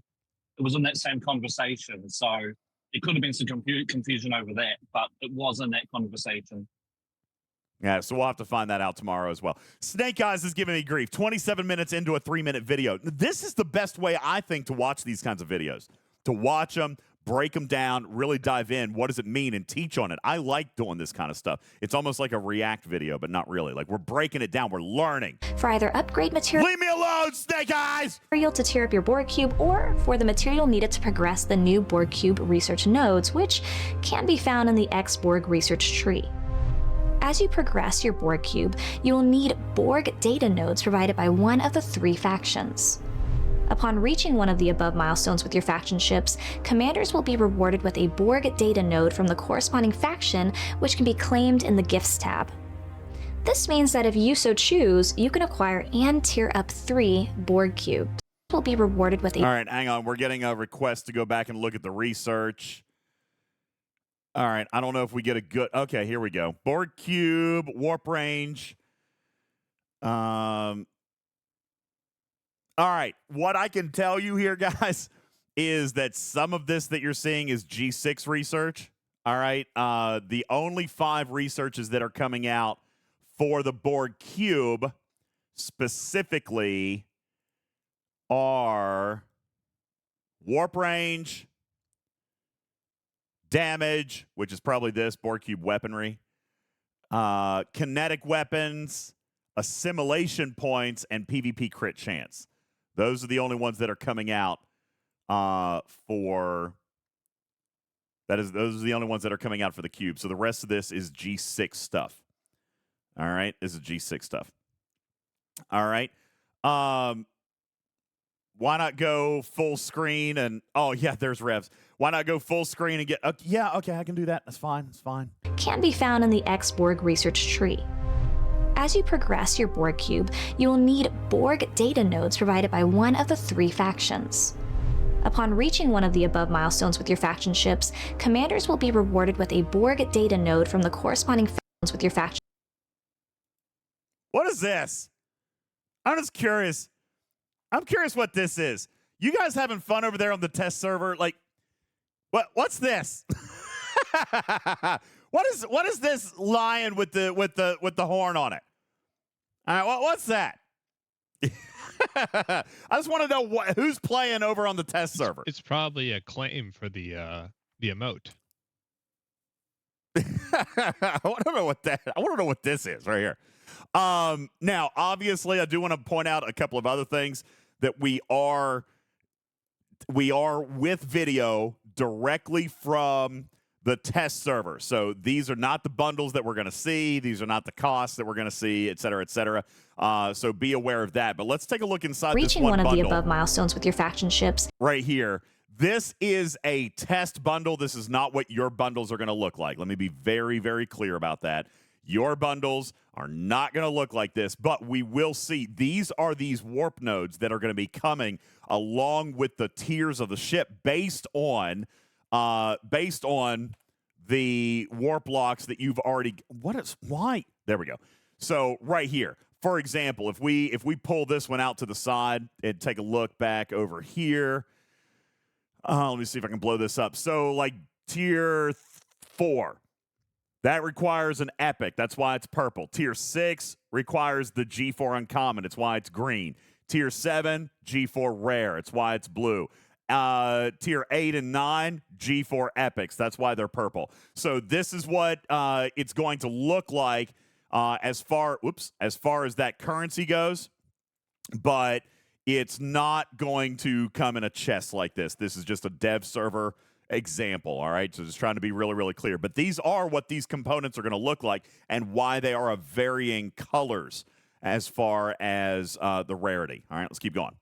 commanders will be rewarded with a Borg data node from the corresponding faction, which can be claimed in the Gifts tab. This means that if you so choose, you can acquire and tier up 3 Borg cubes. If you already have a faction ship high enough for, say, a tier 8 Borg cube, then you will get all Borg data nodes needed to get to tier 8. We've said it already, but this is a power unlike any other in Star Trek Fleet Command, and we are excited to see you harness it in this update.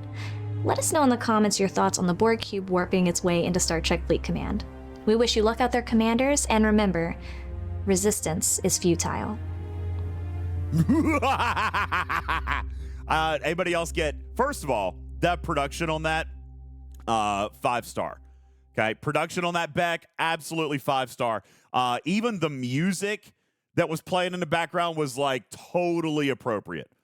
Like the suspenseful music, great. Yeah, very, very, very well done video. All right, like super, super well done. And really, truthfully, a lot of questions answered for us in there. So I really appreciate you taking the time to put that together. Thank you guys for wanting us to watch that tonight. A lot of good stuff in there, okay? Really, really well done on that video and a lot of stuff for us to break down. We were able to see a lot of stuff there. So KP says, maintenance in 5 hours. Will DJs be done with the 3-minute video by then? Give me a break. Give me a break. Now, let's come back and answer this question. We've had people asking about this.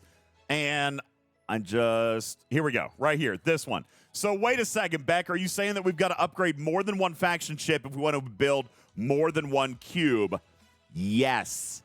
Okay, here's what will happen. If we built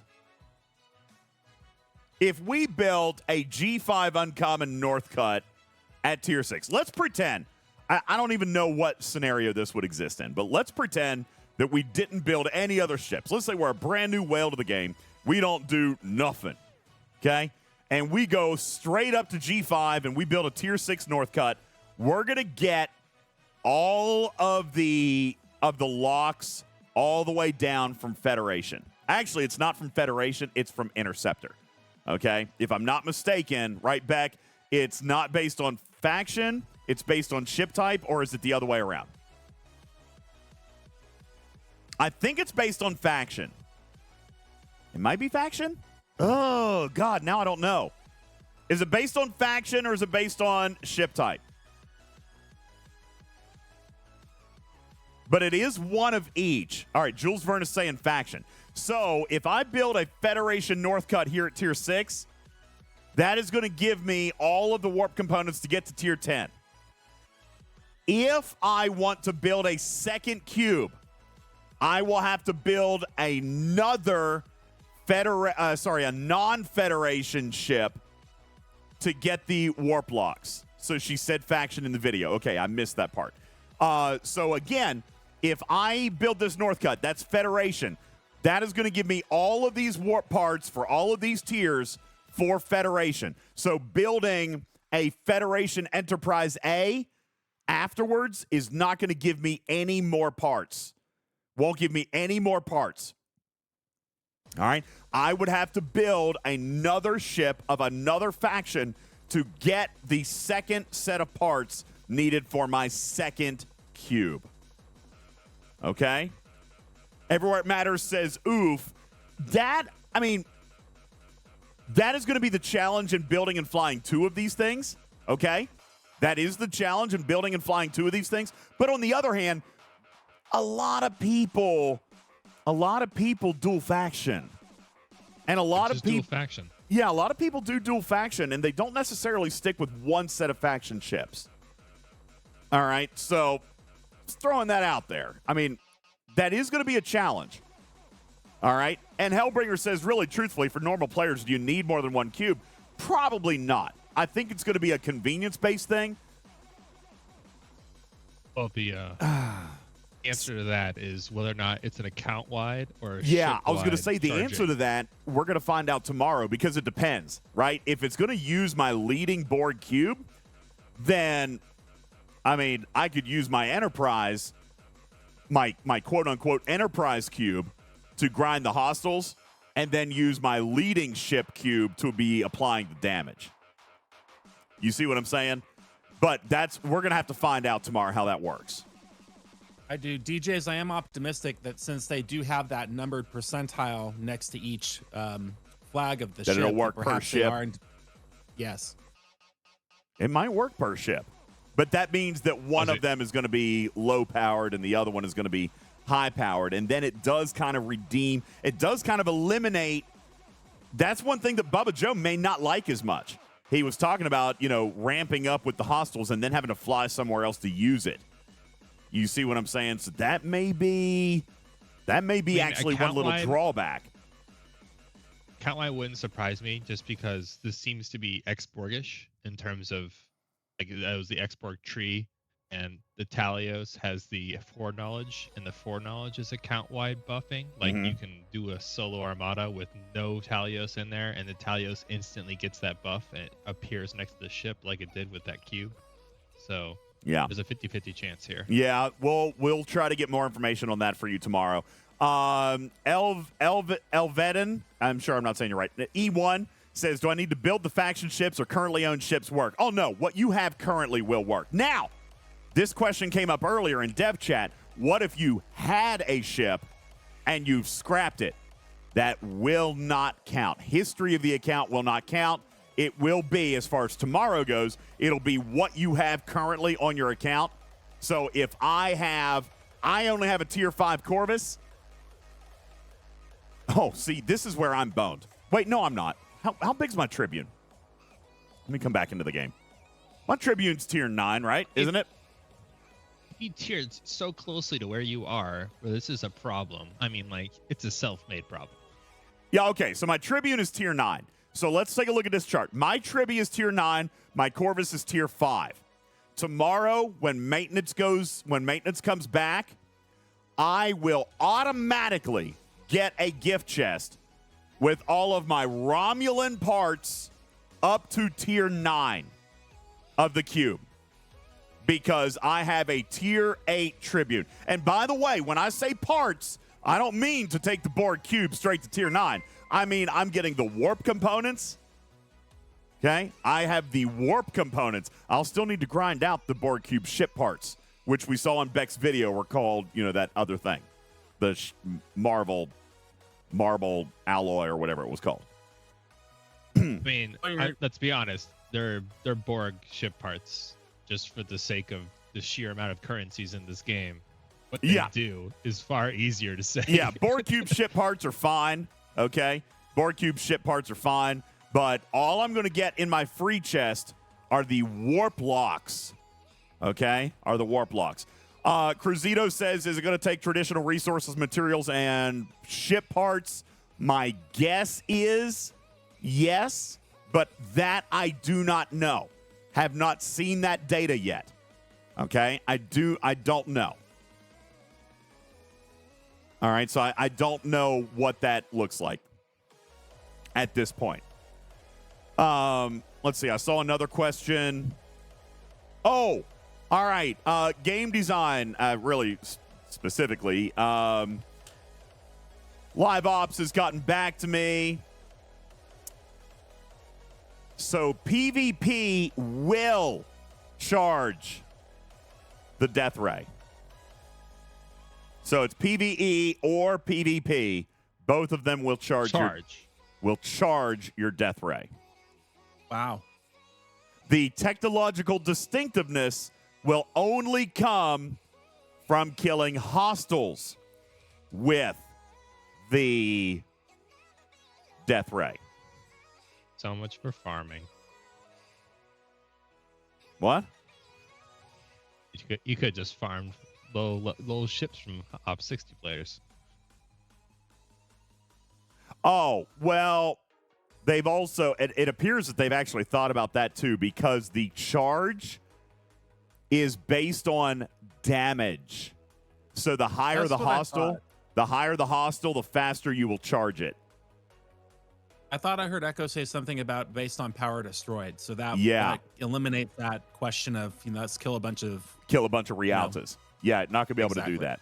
because it is going to be based on damage done. So the higher the hostile, or the more damage you're able to do, or the more damage you deal to a PvP, the faster it will charge. So you could potentially charge it in one hit. I mean, I doubt it, because again, you still have to kill that hostile with the Borg cube, and it's not going to be, you're not going to be punching super high with it. Not early. As I understood what Echo said, you're killing 8 to 10 hostiles of the level of the ship in order to get that charge, meaning that if you hit below that, it will be possibly significantly more than 8 to 10. I'm just saying, like, what if you're a cube and you catch the sarcophagus before it makes it to the node and you get that big dose of hull health? Is that PD or is that hull health? I don't know. Well, it's going to be based on damage done, so... But isn't the Sarco, like, it doesn't have hull health unless it's on a node? Oh, no, it has hull health all times. It's probably one of your highest hull health ships at most times. Well, then, I mean, maybe, I guess. I don't know. Because it looks like it is being done based on damage. And it looks like there if you're in a is... takeover in a cube, go for the Sarco that's moving. Yeah, that's possibly. Shytan says, does the ability count as PvP? Will it drop bubbles? I am almost sure that it will, but you know what? If we go frame by frame, I think we saw that in Beck's video. Let's jump back in here, Blue. Where's that link again? Would it drop? I think we saw a warning pop up. Beck was quick to click through it. Let's go back into this real quick. Combat situations with you wish to fire upon from anywhere in the same system and select the Borg cutting beam icon right in the enemy. Ah, crap. I just missed it. It's right here. Activating. I mean, so you guys can't see this super well, but it says activating the Borg cutting beam will deal direct HHP damage to the target. Are you sure you wish to proceed?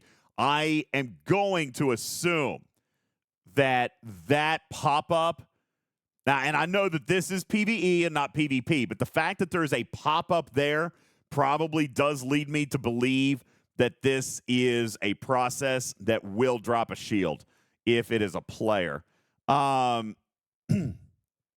pop-up is a bad indicator, though, because those are entirely client-side. Oh. Well, then maybe not. I don't know. Okay, it would be hilarious though if it doesn't drop your shield though. So hey, just, for like, game you design, can now be a complete jerk. Hey, for the staffers that are watching, will using the cutting beam drop your shield? I would imagine that it does, but we'll see if we can get the answer to that. By the way, when we were looking at on a player, on a player, hostile, yeah, on a player. By the way, when we were looking at this. In the refinery that we were looking at from back here just a little bit ago, this right here, I have also received confirmation that the refinery is one bundle exchange for both resources. So it's not a chance. We'll actually get both. That's actually pretty awesome. All right. So amazing. That's good. Yeah. It's 100% chance. Yeah, 100% chance for both of them, but the amount will scale. So we're not going to be looking at 1 million parts. That's tier 13. This is going to scale by tier of the cube. That will be getting the information that's... I request we start with that. Huh? I request we start with those values. Oh, yeah, not happening.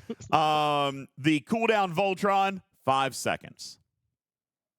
Okay, which, by the way... I think they might be talking about the refinery, though. Oh, the refinery is a 1-day cooldown, 22 hours. Cooldown is 5 seconds for the refinery. Yeah, no, it's 5 seconds on the cutting beam. All right, so you can use the cutting beam every 5 seconds. But it would take you longer than that to recharge. Take you longer than that to recharge it, actually. So the cooldown on the cutting beam doesn't matter. Yes, Jules. So if that's a tier 13, we can assume that's an op 60 player, which means they should be hitting a level 60 hostile. Yeah. So to get one chest, they would have to kill one hostile at that level. To get the 2 chests, they'd have to kill 3. To get the 3 chests, they have to kill 10 every day. Oh, that is such good scaling, though. Jules, that is good scaling. With the beam. Oh, so that may damn be it. up to 80 hostiles. With the beam. So 3 chests. Okay, so 1 hostile to get the single chest, which is 10 hostiles. Okay, that's still okay. That's what they said. 10 hostiles. 8 to 10 is what they told me. So that's to get the And you single could use refine. it for your dailies. If you have a tier 12, so there could be some synergy. you're gonna have a tough time because that 144 million hull health is not gonna get killed by your 130 million cannon. But the tier 13 with 210 damage can kill that 144 hostile at ops that's level 60. Just if you want to get things done in one kill. Yeah, in but one hit. you're not supposed to be hitting 60s if your cube is not at the tier for hitting level 60s. I'm talking about for this tier 13 cube. Okay, well, this is tier 13, so the cost of the bundles are going to drop in tier 12. Million, so you should be able to one-shot a level 60 hostile with that cannon. Which means that you would get enough technological distinctiveness to do a single refine. So 10 hostiles. Your cannon is strong enough to do your hostiles level. But it would be. Ops 60 at least. Yeah. But it would be, right? I just don't know because there's so much variety of all hells based on levels. Depending on the hostile that you go after. Yeah, if you go after something with there's a specific hostile you can kill. Yeah, if you go after super hull health, that would not be good. But if you go after a normal faction hostile, you're probably okay. All right. So this would be an interesting challenge to go figure out what are the lowest hull health hostiles that are out there. Yeah, we've always looked at big hull health hostiles for the purposes of like heavy hitter and things like that. This is going to turn us around. And look for a new mechanic with some of the hostiles in the game to try to find high-level hostiles with low-level hull for us to use the cutting beam on. Exactly. I was saying tier 12 is a struggle. Like tier 13, you're fine. Tier 12, you have 130 million cannon, and there's no level 60 hostiles. It's like 144 million was that lowest hull health of a hostile for level 60. I agree. So you don't have that opportunity. So what we're saying here, just kind of based off the preliminary early math, 10 hostiles to get one cutting beam to get one refine. 3 cutting beams to get a double refine, which would theoretically require roughly 30 hostiles. And 10 cutting beams. Technically, the stretch goal, right, Jules? We've been talking about stretch goals here. 100 hostiles if you wanted to do a triple redemption at this level. Woo! But the cube is a stretch goal too, right? Do so what? You can just grind it indefinitely. Do what? You can just grind the cube indefinitely, right? So it's like it's all stretch goals because you can just keep going whenever you want to get more TD. Yeah, that's true. It's not only the refinery is on the cooldown, but this would be like Gemhinar, it would be like Texas class. You can farm as much of the technological distinctiveness as you want. You could bulk it up and then just live on the refinery for a couple of weeks. Yeah. That is definitely possible. Grind a bunch. So Lord Friedman says, so double pull it is then. It definitely looks like double pull is definitely something you can maintain. The triple pull looks very expensive right now. But yeah, the double pull looks reasonable. DJs, based on how this mechanic is looking, would this not be another candidate to really take advantage of that incursion exocomp once a month too, to really cash in? Oh my God, I forgot. I need to go do my Voyager stuff. We only have like... Yeah, by the way, do your Voyager. I only have like 3 hours left in incursions. What exocomp? The loot gain exocomp for incursions. I use it to farm my Voyager stuff. Considering this drops only if you use the cutting beam, though, I would assume this is not actually cargo. Well, I would have thought that, but look here. When Beck picked it up, it's in the loot chest. Look right here. Exactly. It's in the loot chest in your video. Not a loot chest. It's showing in cargo. So I'm assuming that by it doesn't killing come from the hostile, so I'm not sure. Isn't that in your own ship, though? This is cargo. Look, she's clicking on the cargo button, all right, after she uses the beam, and in the cargo shows the technological distinctiveness. This is not a loot bundle. This is not a chest. But she did say it wasn't in the cargo of the actual ship. Yeah, that's the only trepidation. It's only in the battle report. So this depends on implementation detail, which we don't know. Which we don't know. However, we could probably take a loot. good guess. She killed a level 15 hostile. Wasn't it a level 15 hostile? What was it? Let's look. Yes.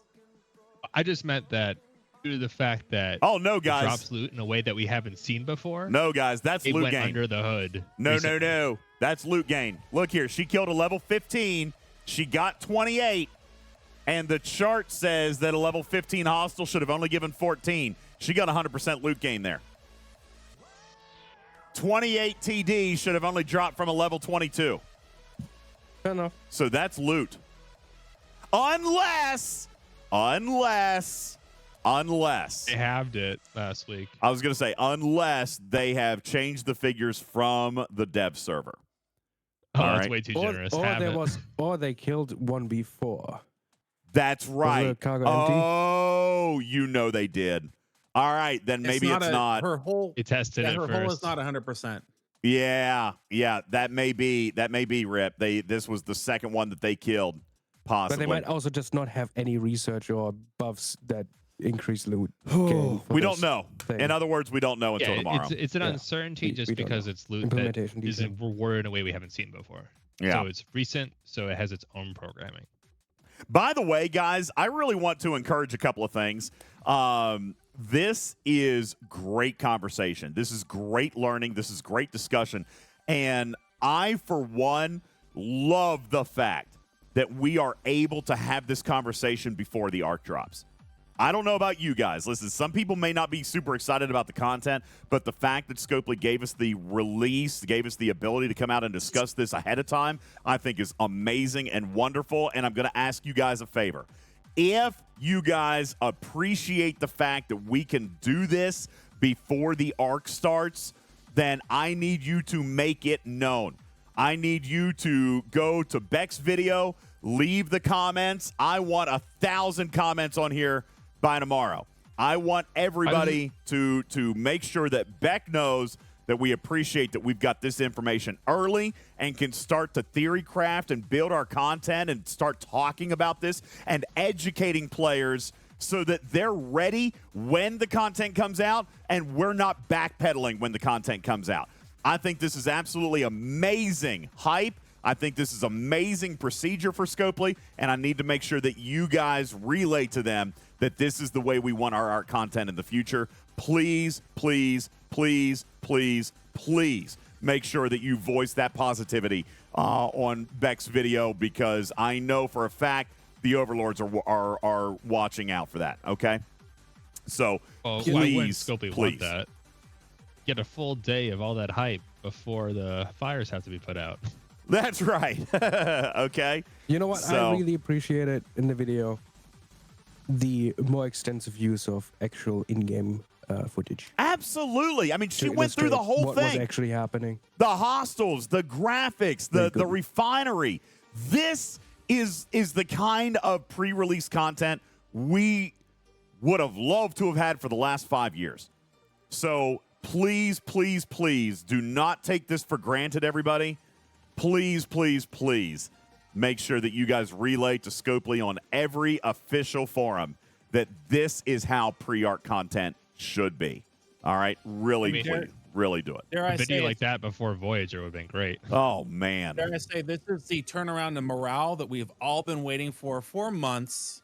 Not to be said that the content itself isn't great, but just the community aspect of being able to talk about it in advance. This is a breath of fresh air. Yeah, absolutely. I mean, this is wonderful stuff, and I really, really do appreciate you guys making sure that Beck specifically knows that you appreciate this gesture, because I'm sure it wasn't easy for her to convince the powers that be that we're going to do it something different after doing it 5 years of a different way. All right? So... yeah, I'm convincing them to behave like actual game developers. This is the way it should be. All right. Let me come back into the chat. Let me see. Hey, Brent, unfortunately, I don't know repair cost right now. I don't think in Beck's video we have an image of the cube dead. So I don't think we're going to see that. Range unknown. Well, again, we don't know what level of research exists on this account, but we did see earlier that this cube, this tier 13 cube, has 675 warp. But again, we have no idea what research exists on this account right now either. So and there's a cube ops warp range research that's probably has ops locks within it. Probably. There is going to be a research for warp range on the cube in the Borg tree. Driver says, does the Borg ship provide enhancement to your account, or is the loop for the Borg ship only? I think that depends on where you are challenge-wise, right? If there's a hostile that's kind of plaguing you, or if you need another really good secondary ship to go with you to solo armadas or something like that, I think this is really, really beneficial. But depends on your playstyle. At this particular moment in time, the cutting beam and its DPR and its combat capabilities are going to be the limit to its contribution to your account.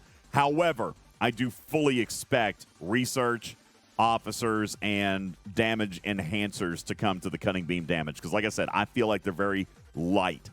All right, I feel like they're very conservative. So I think that they're going to do more. I think that they're going to do more with that. Can I put in a request for them, for the dev team, like as soon as possible, for that cutting beam button, just somewhere on it, or some statistic on the ship itself that just tells you exactly how much hull damage you're going to deal with your current beam. That would be a nice thing to put in that pop-up, right? Like, of course. Just no surprises, you know? That would be a nice thing. I don't remember where it went. It must have been later. It would be a nice thing to put, but if it scales, then they may not be able to do that because that's a variable number. I don't remember where that pop-up was, but I don't think it should be in the pop-up, personally. Where should it be, or should it exist? I do like the idea of showing it off. More than enough space in the line where that button is to show the damage. Well, that'd be fine. It could also show up in ship stats, but I think it would depend on what you're hitting, right? So that I don't know if ship stats is the best place because it would depend on what you're hitting. I would also have in the pop-up, like wherever else it is, like, you know, like old people are like, what does this say? Like, it gets all zoomed in. Yeah. Friedman says the grows with your account forever part is huge for solo armadas. And I also want to point out here a huge win, huge for G3 players. Because how much content has come out this year that's been G4? Okay. How much content has come out this year that's been 40 plus? This ship can be built at Ops 28. You can start enjoying this at Ops 28. So I think this is a great piece of content that all players in this game are going to start to be able to enjoy and won't ever have to give up. All right. This is a phenomenal mechanic for G3. How would you feel about this ship if it came out 1 month after you paid for the Mayflower? What? How would you feel if this ship came out like 1 month, like Ops 28, right after you got the Mayflower? How would you feel? You feel pretty gypped, right? Well, no, because the Mayflower's 26. This is 28. All right. But like, I could have waited. But if you look, this has nothing to do with the Mayflower. Like, it doesn't start with faction ship dependencies until Ops 34. So the Mayflower, the Sally, none of those matter until you get to Tier 3 of your G3 Epic. That's when faction will start. So really, truthfully, if you had the Mayflower, man, if you were Ops 26, you can't even build this ship yet. But even at Ops 28, you can get Tier 1 where you cannot take this ship any farther until you get to Ops 33. So, yeah, if you had a Mayflower, a Sally, that is still probably going to be a much more capable ship than this thing at Tier 1. Look here, 23,000 PvE damage. All right, I don't see that. I don't see that being super impressive for an Ops 28 when you've got a Sally. You know, and it also still it incentivizes growing your faction ships too. It doesn't remove the need, like say when the Vidar came in, you could run through those ops with just the radar without having to build your faction ships, whereas you still need your faction ships in order to grow your Borg. That's so it doesn't true. necessarily remove the requirement. It doesn't become a one ship takes over kind of thing. Right. I don't disagree. I do have the question. Andy says, do you get the parts for the highest faction ship you own? And Kalamastani basically asked the same question. If I have a Pylum and a Katinga, what parts do I use on the cube, or will I get both of them? So let's talk about that. You've got a Pylum, which is right here, and you've got a Katinga. So let's, for the moment, pretend that both of them are tier 6. All right, I'm not saying that they are or aren't, but let's pretend that they're both tier 6. You are going to get up to tier 7 warp lock from the Romulan faction. You would get up to tier 6 warp lock from the Klingon faction. So that means if you had 2 cubes, you could take 1 to tier 6 and 1 to tier 7. Okay? That's how that would work. Then, but would both of them show up if you had only 1 cube?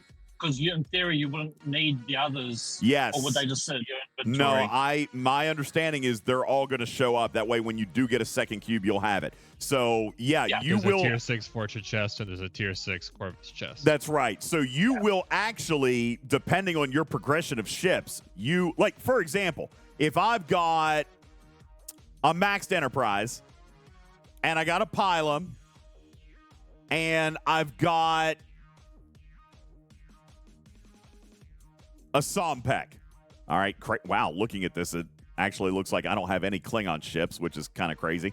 But let's pretend that I had a Sompek, and then I've got a Pylum, and I've got an Enterprise. That's all 3 factions. So for Klingon, I would get all the way up to tier 11 warp parts. For Romulan, I would get up to tier 7 warp parts. And for Federation, I would get up to tier 5 warp parts. Now, I'm going to get all those parts, okay? But I'm just going to have to sit on them because I will only be able to earn or acquire 2 cubes up to this point. Okay? 2 cubes up to this point. Yeah. Well, theoretically, unless they don't give you something day 1 and you buy it, then you get the battle pass, and then they give you one.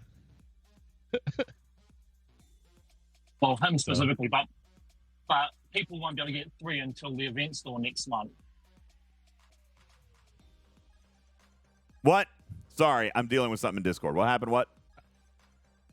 However, I would say if I had one note with the like if it could be done, Ripper might say that may not be technically feasible. Be really cool with the beam. If they change the scoring on it, where using it on a hostile always gets you that currency, but the currency is a percentage of the hull health that the beam destroyed. So if the beam just kills all of it, you get all the loot. But if you killed half of it, you get half the loot. Yeah. Commander Green says, how many bridge slots? I am completely unaware. Well, did her video show that? I would say maybe the same normal 3. I don't know if her video showed a crew loadout. When attacking. Did her video show a crew loadout? I know we see a captain, but I don't know if she went into the shipyard with it. So I don't know. I haven't heard that there's any difference. Divine says, but the maximum is 3 cubes.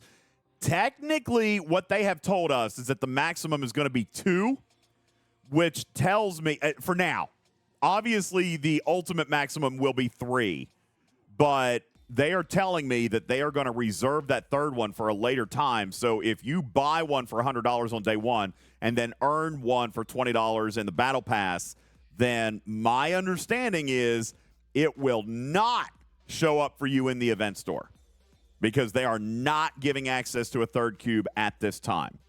Now, whether or not they do that properly, I don't know, but I am being told that they will not allow a 3rd acquisition at this time. Yes, too many thoughts. Beck says 3 in the video, and you can, because there's 3 factions, have up to 3. What I'm telling you is they are not going to source the third set of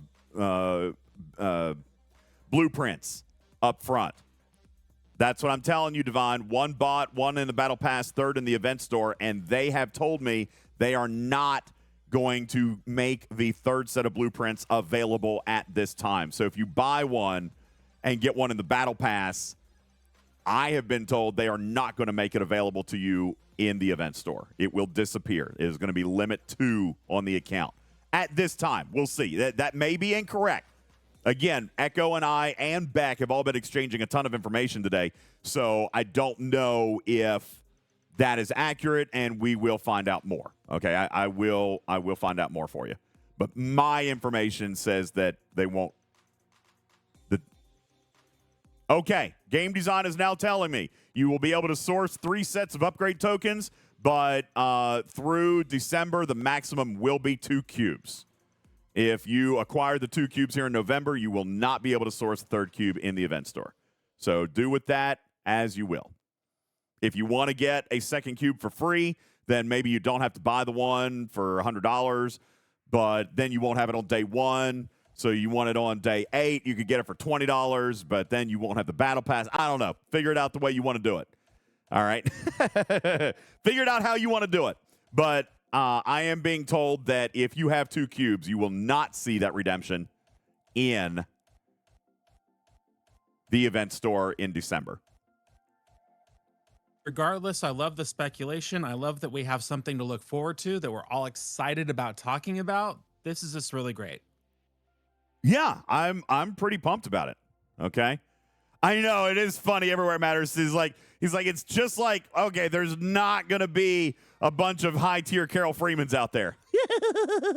I get it. I hear you. But yeah, so we'll see how that goes. All right. Brent, great question. Non-cube question. What IP is this month? Am I allowed to share that yet? I mean, it's not technically Borg Cube, but I mean, we can give them the IP. We can give them the theme of the month, right? Can we do that? Can we? DJs, we're 5.5 hours away from not breaking the rules. No, I'm literally asking. Beck is still in the audience, and Game Design is in the audience. I'm asking, can I give? If not, I won't. But if they say it's okay, then I will. That's all. So they have to say no in the next 30 seconds or something like that? Huh? I'm waiting for Beck. Beck, they want to know what the theme or the IP is for the November art. I mean, they're going to know in 3.5 hours. Can I just go ahead and tell them? Can I just go ahead and tell them? No? What? Really? Okay, Beck says no. Sorry. I can't. I am not crossing back. DJ. Listen, no, there is nothing you guys could offer me to make me disobey Beck. There is a very healthy fear there. Okay, like it might not even be healthy. Fear. It might not even be healthy. Okay, there might just be downright dread at crossing and making her angry. Okay, it's not going to happen. There's been a lot of nice scaling on today, so it's going to make it worse. Yeah, I not think happening. that is the first time I'm actually hearing you say that. What? That Beck is frightening? DJ, I have a question. I don't think Beck is frightening. I know. That's what Beck says. You'll know in a few hours. We gave you permission for the ship. Stick to the rules. Okay, I got it. Putz, your question on the Borg Cube. Yeah, well, no, I was just going to say, does she first have to make contact with her superiors before she can allow us to relay that information? No, Putz. Beck is the authority. Oh, so she doesn't have to first make contact. Okay, cool. Just checking. Oh, Putz, you're such a jerk. Oh, no. God, I hate you so much.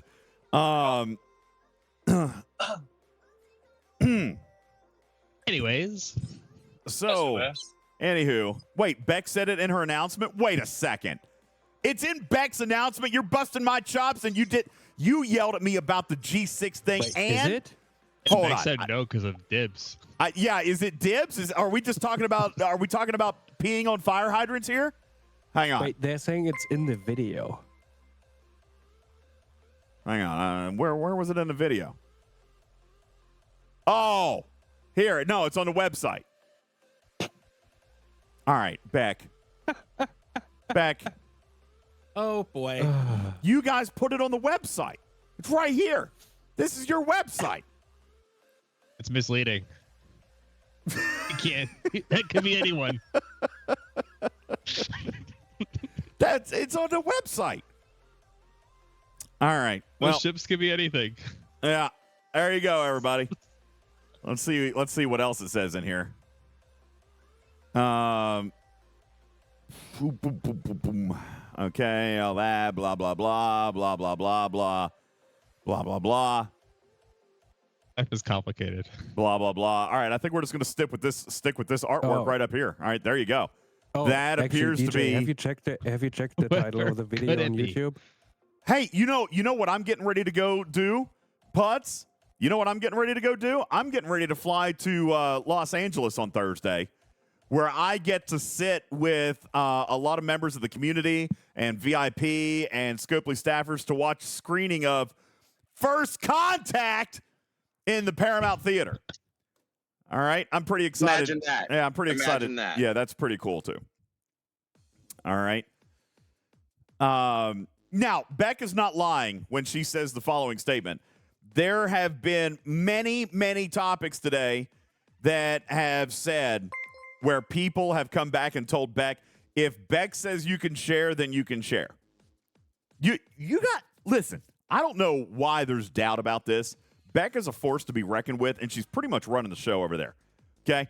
Like, if Beck says yes, then the answer is yes. If Beck says no, the answer is no. And there's no appealing that. So when there's no running says an no, there is no appealing that. So when Beck says no and Putz says, well, can you ask your boss? The answer is also no, because Beck has spoken. Okay. I don't think that's how that works. It's pretty much if how DJ that goes works. against it, No. Beck pulls the content creation for Oliver. Yeah, I mean that's pretty much how that works. No, if Beck says no, I would definitely ask her boss, and if the boss says yes, then I would just go ahead. That's the thing. Her boss is not going to cross her either. Okay? If Beck says no, then the boss is going to say no. This is where it is. I'm pretty sure there eventually comes a boss who doesn't even know about Beck. I would take that bet. You want to make that bet? You want to make that bet with me right now? Because last time I was in Los Angeles, I don't know if I should say this, but I'm going to. Nah, it doesn't matter. I'm not gonna flex. I'm not gonna flex. Well, I saw her David's scolding boss, the then? CFO the other day, you know? Yeah. I don't David's boss is also your boss, Beck. David Eccleberry Mm-hmm. is the boss of STFC. Like the only person. Sure, the only person. But, it is a Scopely thing. Scopely has someone higher up. Why are than you that. so contrary tonight, Rip? You're just literally convinced to argue with everything. Like, hey, grass is green. No, it's not. It's purple. All right. You are so contrary tonight, man. And by the way, Beck has had lunch with Walter Driver. Just throwing that out there. Okay. Oh, there you go. His only response is no, I'm not. Woo! Grass is colorless. I know Rip wants to fight tonight. He's very feisty. Very feisty tonight. All right. It's just, I'm sick. I have barely slept in 3 days. Borg has been super busy. I've actually been working the entire time while we've been here. I'm eating it. I know. Man. Oh, that's good. Yeah, Ooh, always. DJz, Beck Beck, asks, yes, I want to know a in chat. secret. I always like secrets. Yes, give me all the secrets.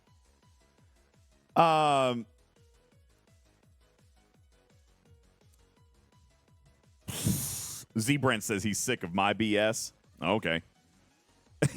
I mean, that's fine. Ripper, are you sick of my BS? No. Does it make you uncomfortable that I'm calling you out for being grumpy? I do the same thing to Bubba. I only do it to people I love. Oh no, that's perfectly fine. You are being grumpy. So you're being grumpy tonight. It's okay. I love you. But you are being grumpy.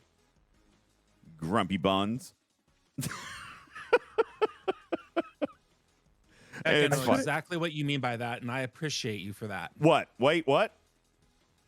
She answered your question. Her secret is that out of all of Scopely Incorporated, she is the only individual in the entire company who has her particular job title, which puts a very special spotlight on you. That's true. Like none of the other games have that position for their title. Yep. So that is actually true. Friedman says, wouldn't have Rip any other way. Oh, I don't disagree. He's always a little bit contrary, but listen, when you know him as well as I do, I can tell he is tired. He's a little bit grumpier tonight than usual. But I would say the same thing to Bubba, and Bubba has said the same thing to me. Bubba has told me when I'm being an asshole too. Like that we can do that because we love each other and we're friends. You know that sometimes you just sometimes the life is just the way it is, and then you're just a little bit grumpy. Yeah, it happens. By the way, Beck, just want to also throw out the title of your video. There's your second scrub right there. Start just.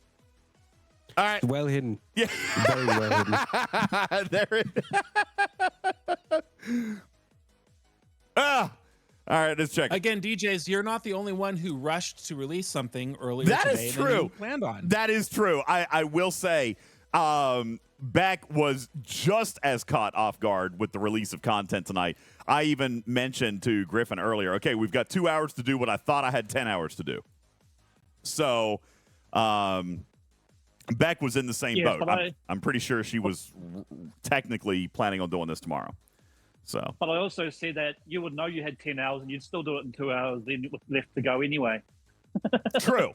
10 hours doesn't make any difference. Yeah, I know. It is almost midnight. I should probably get ready to go to bed. All right, here I'm going to give you 5 minutes. 5 minutes last for Borg-related cube questions in the chat, and then we'll get ready to go. And by the way, now I know that this is not going to be as interesting a listen, but I did record today's show and will upload it to podcast platforms. So if you've missed any piece of this, you will be able to stream it on the site and listen on podcast platforms later tonight, particularly for APAC and EU players, because this show was very, very late. So when the EU wake up, they will have a podcast to listen to, and they can come back and reference this VOD replay on Twitch.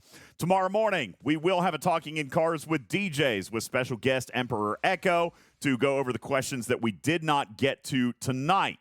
And tomorrow night, we will be streaming, hopefully, with the Borg Cube and be able to talk and learn a little bit about the loop, about the cutting beam, and try to start to look at some of the research and the damage and look at some of these baseline statistics so that we can start to get a more full picture about the Borg Cube and how it's going to be relevant to players and functional on their accounts. Then Wednesday, we will do a podcast. What did I say we were doing Wednesday, Griffin? Crap. Wednesday is going to be the thing that starts after G5 and below G7. Oh, right. Wednesday, we're going to do a podcast and release video content on G6. That will come on Wednesday. Thursday. What a packed month. Thursday, there will be no content as I will be flying to Los Angeles. I have to get with Beck, but Thursday or Friday, we are going to be doing a live broadcast from Los Angeles, live from the Paramount Theater, where we will have a couple of people, a couple of surprise guests with us that we will be able to talk to. It won't be a real long broadcast, probably 20, 30 minutes, that we will bring to you live on Twitch. And Griffin will be immediately able and ready to produce into something of a replay on YouTube. But that will be next week or later this week. We'll be able to do like 20, 30, maybe a little longer. I don't know. Beck's got the itinerary. We'll be able to do some content live from Los Angeles. I believe that is Friday. Beck says this wasn't discussed. Oh, my God. Okay, so then circle around with Echo because he was the one that told me to circle around with you and told me that he wanted me to do a stream for like 30, 40 minutes from Paramount's lot. Oh, my Lord. Man, the communicate. Oh, that's right. Freeman says, who actually runs the show? Okay. Beck, I should Beck says not on the Paramount lot. See, he specifically told me yes on that. Okay. DJs, just apologize. No, just apologize. Obviously, I am going to forget everything that Echo told me, and I will talk with you tomorrow about what content we can do from Los Angeles. Because he literally told me this stuff today. I'm not even kidding you. He told me today. Oh, my. Yeah, Echo doesn't communicate. Shocking. Shocking. He literally just told me this like hours ago. So I guess I'll circle around with you. Be wrong button, DJ. Try to fit me in then, Beck. Try to fit me in. I know you have an itinerary. He told me I was on it. Oh, she's on caps lock now. I know. She's yelling at me. It's caps lock chat right now. He literally, yes, I know you have an itinerary, and I was told I was on it. Oh, God, Echo.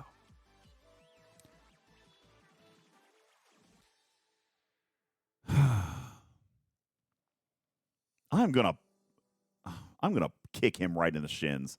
I am gonna kick him right in the shins. All right. All right. Listen. I'm a quesadilla with an unhappy face on it. All right. Any other questions about the Borg Cube? Oh, Captain Taylor, I will be adding shin kicking to the itinerary. If it's not there, I'm getting that. Okay, I'm going to get that in 2 minutes. Okay, that's going on there. Have you done your Loot Exo yet? No, I haven't done my Loot Exo. I've only got like 3 hours left to do it. I have to do it. All right. Yeah, I've got to do it. Yeah, I see that. Is Griffin in trouble? I think I'm in trouble. What did you do? I don't know. Good night, everybody. Nice knowing you all. Oh, I know. Have to go sneeze over there. It's a thing. All right, guys. If there's nothing else about the Borg Cube, then I guess we'll get ready to wrap up and get ready to biz out. Is anybody online that you guys would like to raid into tonight? Who's streaming Star Trek? Valiance. No, dude, this is Arcfall. We gotta go to STFC streamer. It looks like Valiance is streaming. Valiance is streaming Star Trek Fleet Command, and I don't think we've ever raided into him, and he's a member of our community. So how about we go say hi to Valiance? Any other questions, real quick? Oh, boy. Yes, ma'am. Yes, ma'am. I'm being called to the principal's office now. Let's chat for stay after class, DJs. Will you stay after class? Oh, my God. I'm in so much trouble. Wait, Iron stop you. Is Iron Chef on too? Oh, man. We haven't rated Iron Chef in a long time. But we've not. I think it's going to be. Wait, first of all, rebuild. I am always in trouble. The difference is I actually don't know what I did this time. That's the difference. I usually know what I did. This time I don't. So, all right, ladies and gentlemen, we're going to bounce on out of here. Let's go say hi to Iron Chef, all right? Guys, thank you so very much for being here. This will be up. The podcast will be up so very shortly. We'll get the VOD up, all the good things. Thank you guys so very much for a record-setting Twitch audience tonight. Appreciate you guys so very much being here. Thank you for all the hype tonight. Thank you for the progress on the Twitch Hype Challenge. Thank you for your donations to the Christmas Angel Fund. Thank you for being here and a member of our community and getting your information on Star Trek Fleet Command from Twitching Trek. My name is UltimatDJz, your friendly neighborhood cat person saying meow for now. Love you, minute. Catch ya tomorrow. Good night, everybody. Just close your eyes and understand. When I felt the change, it startled me.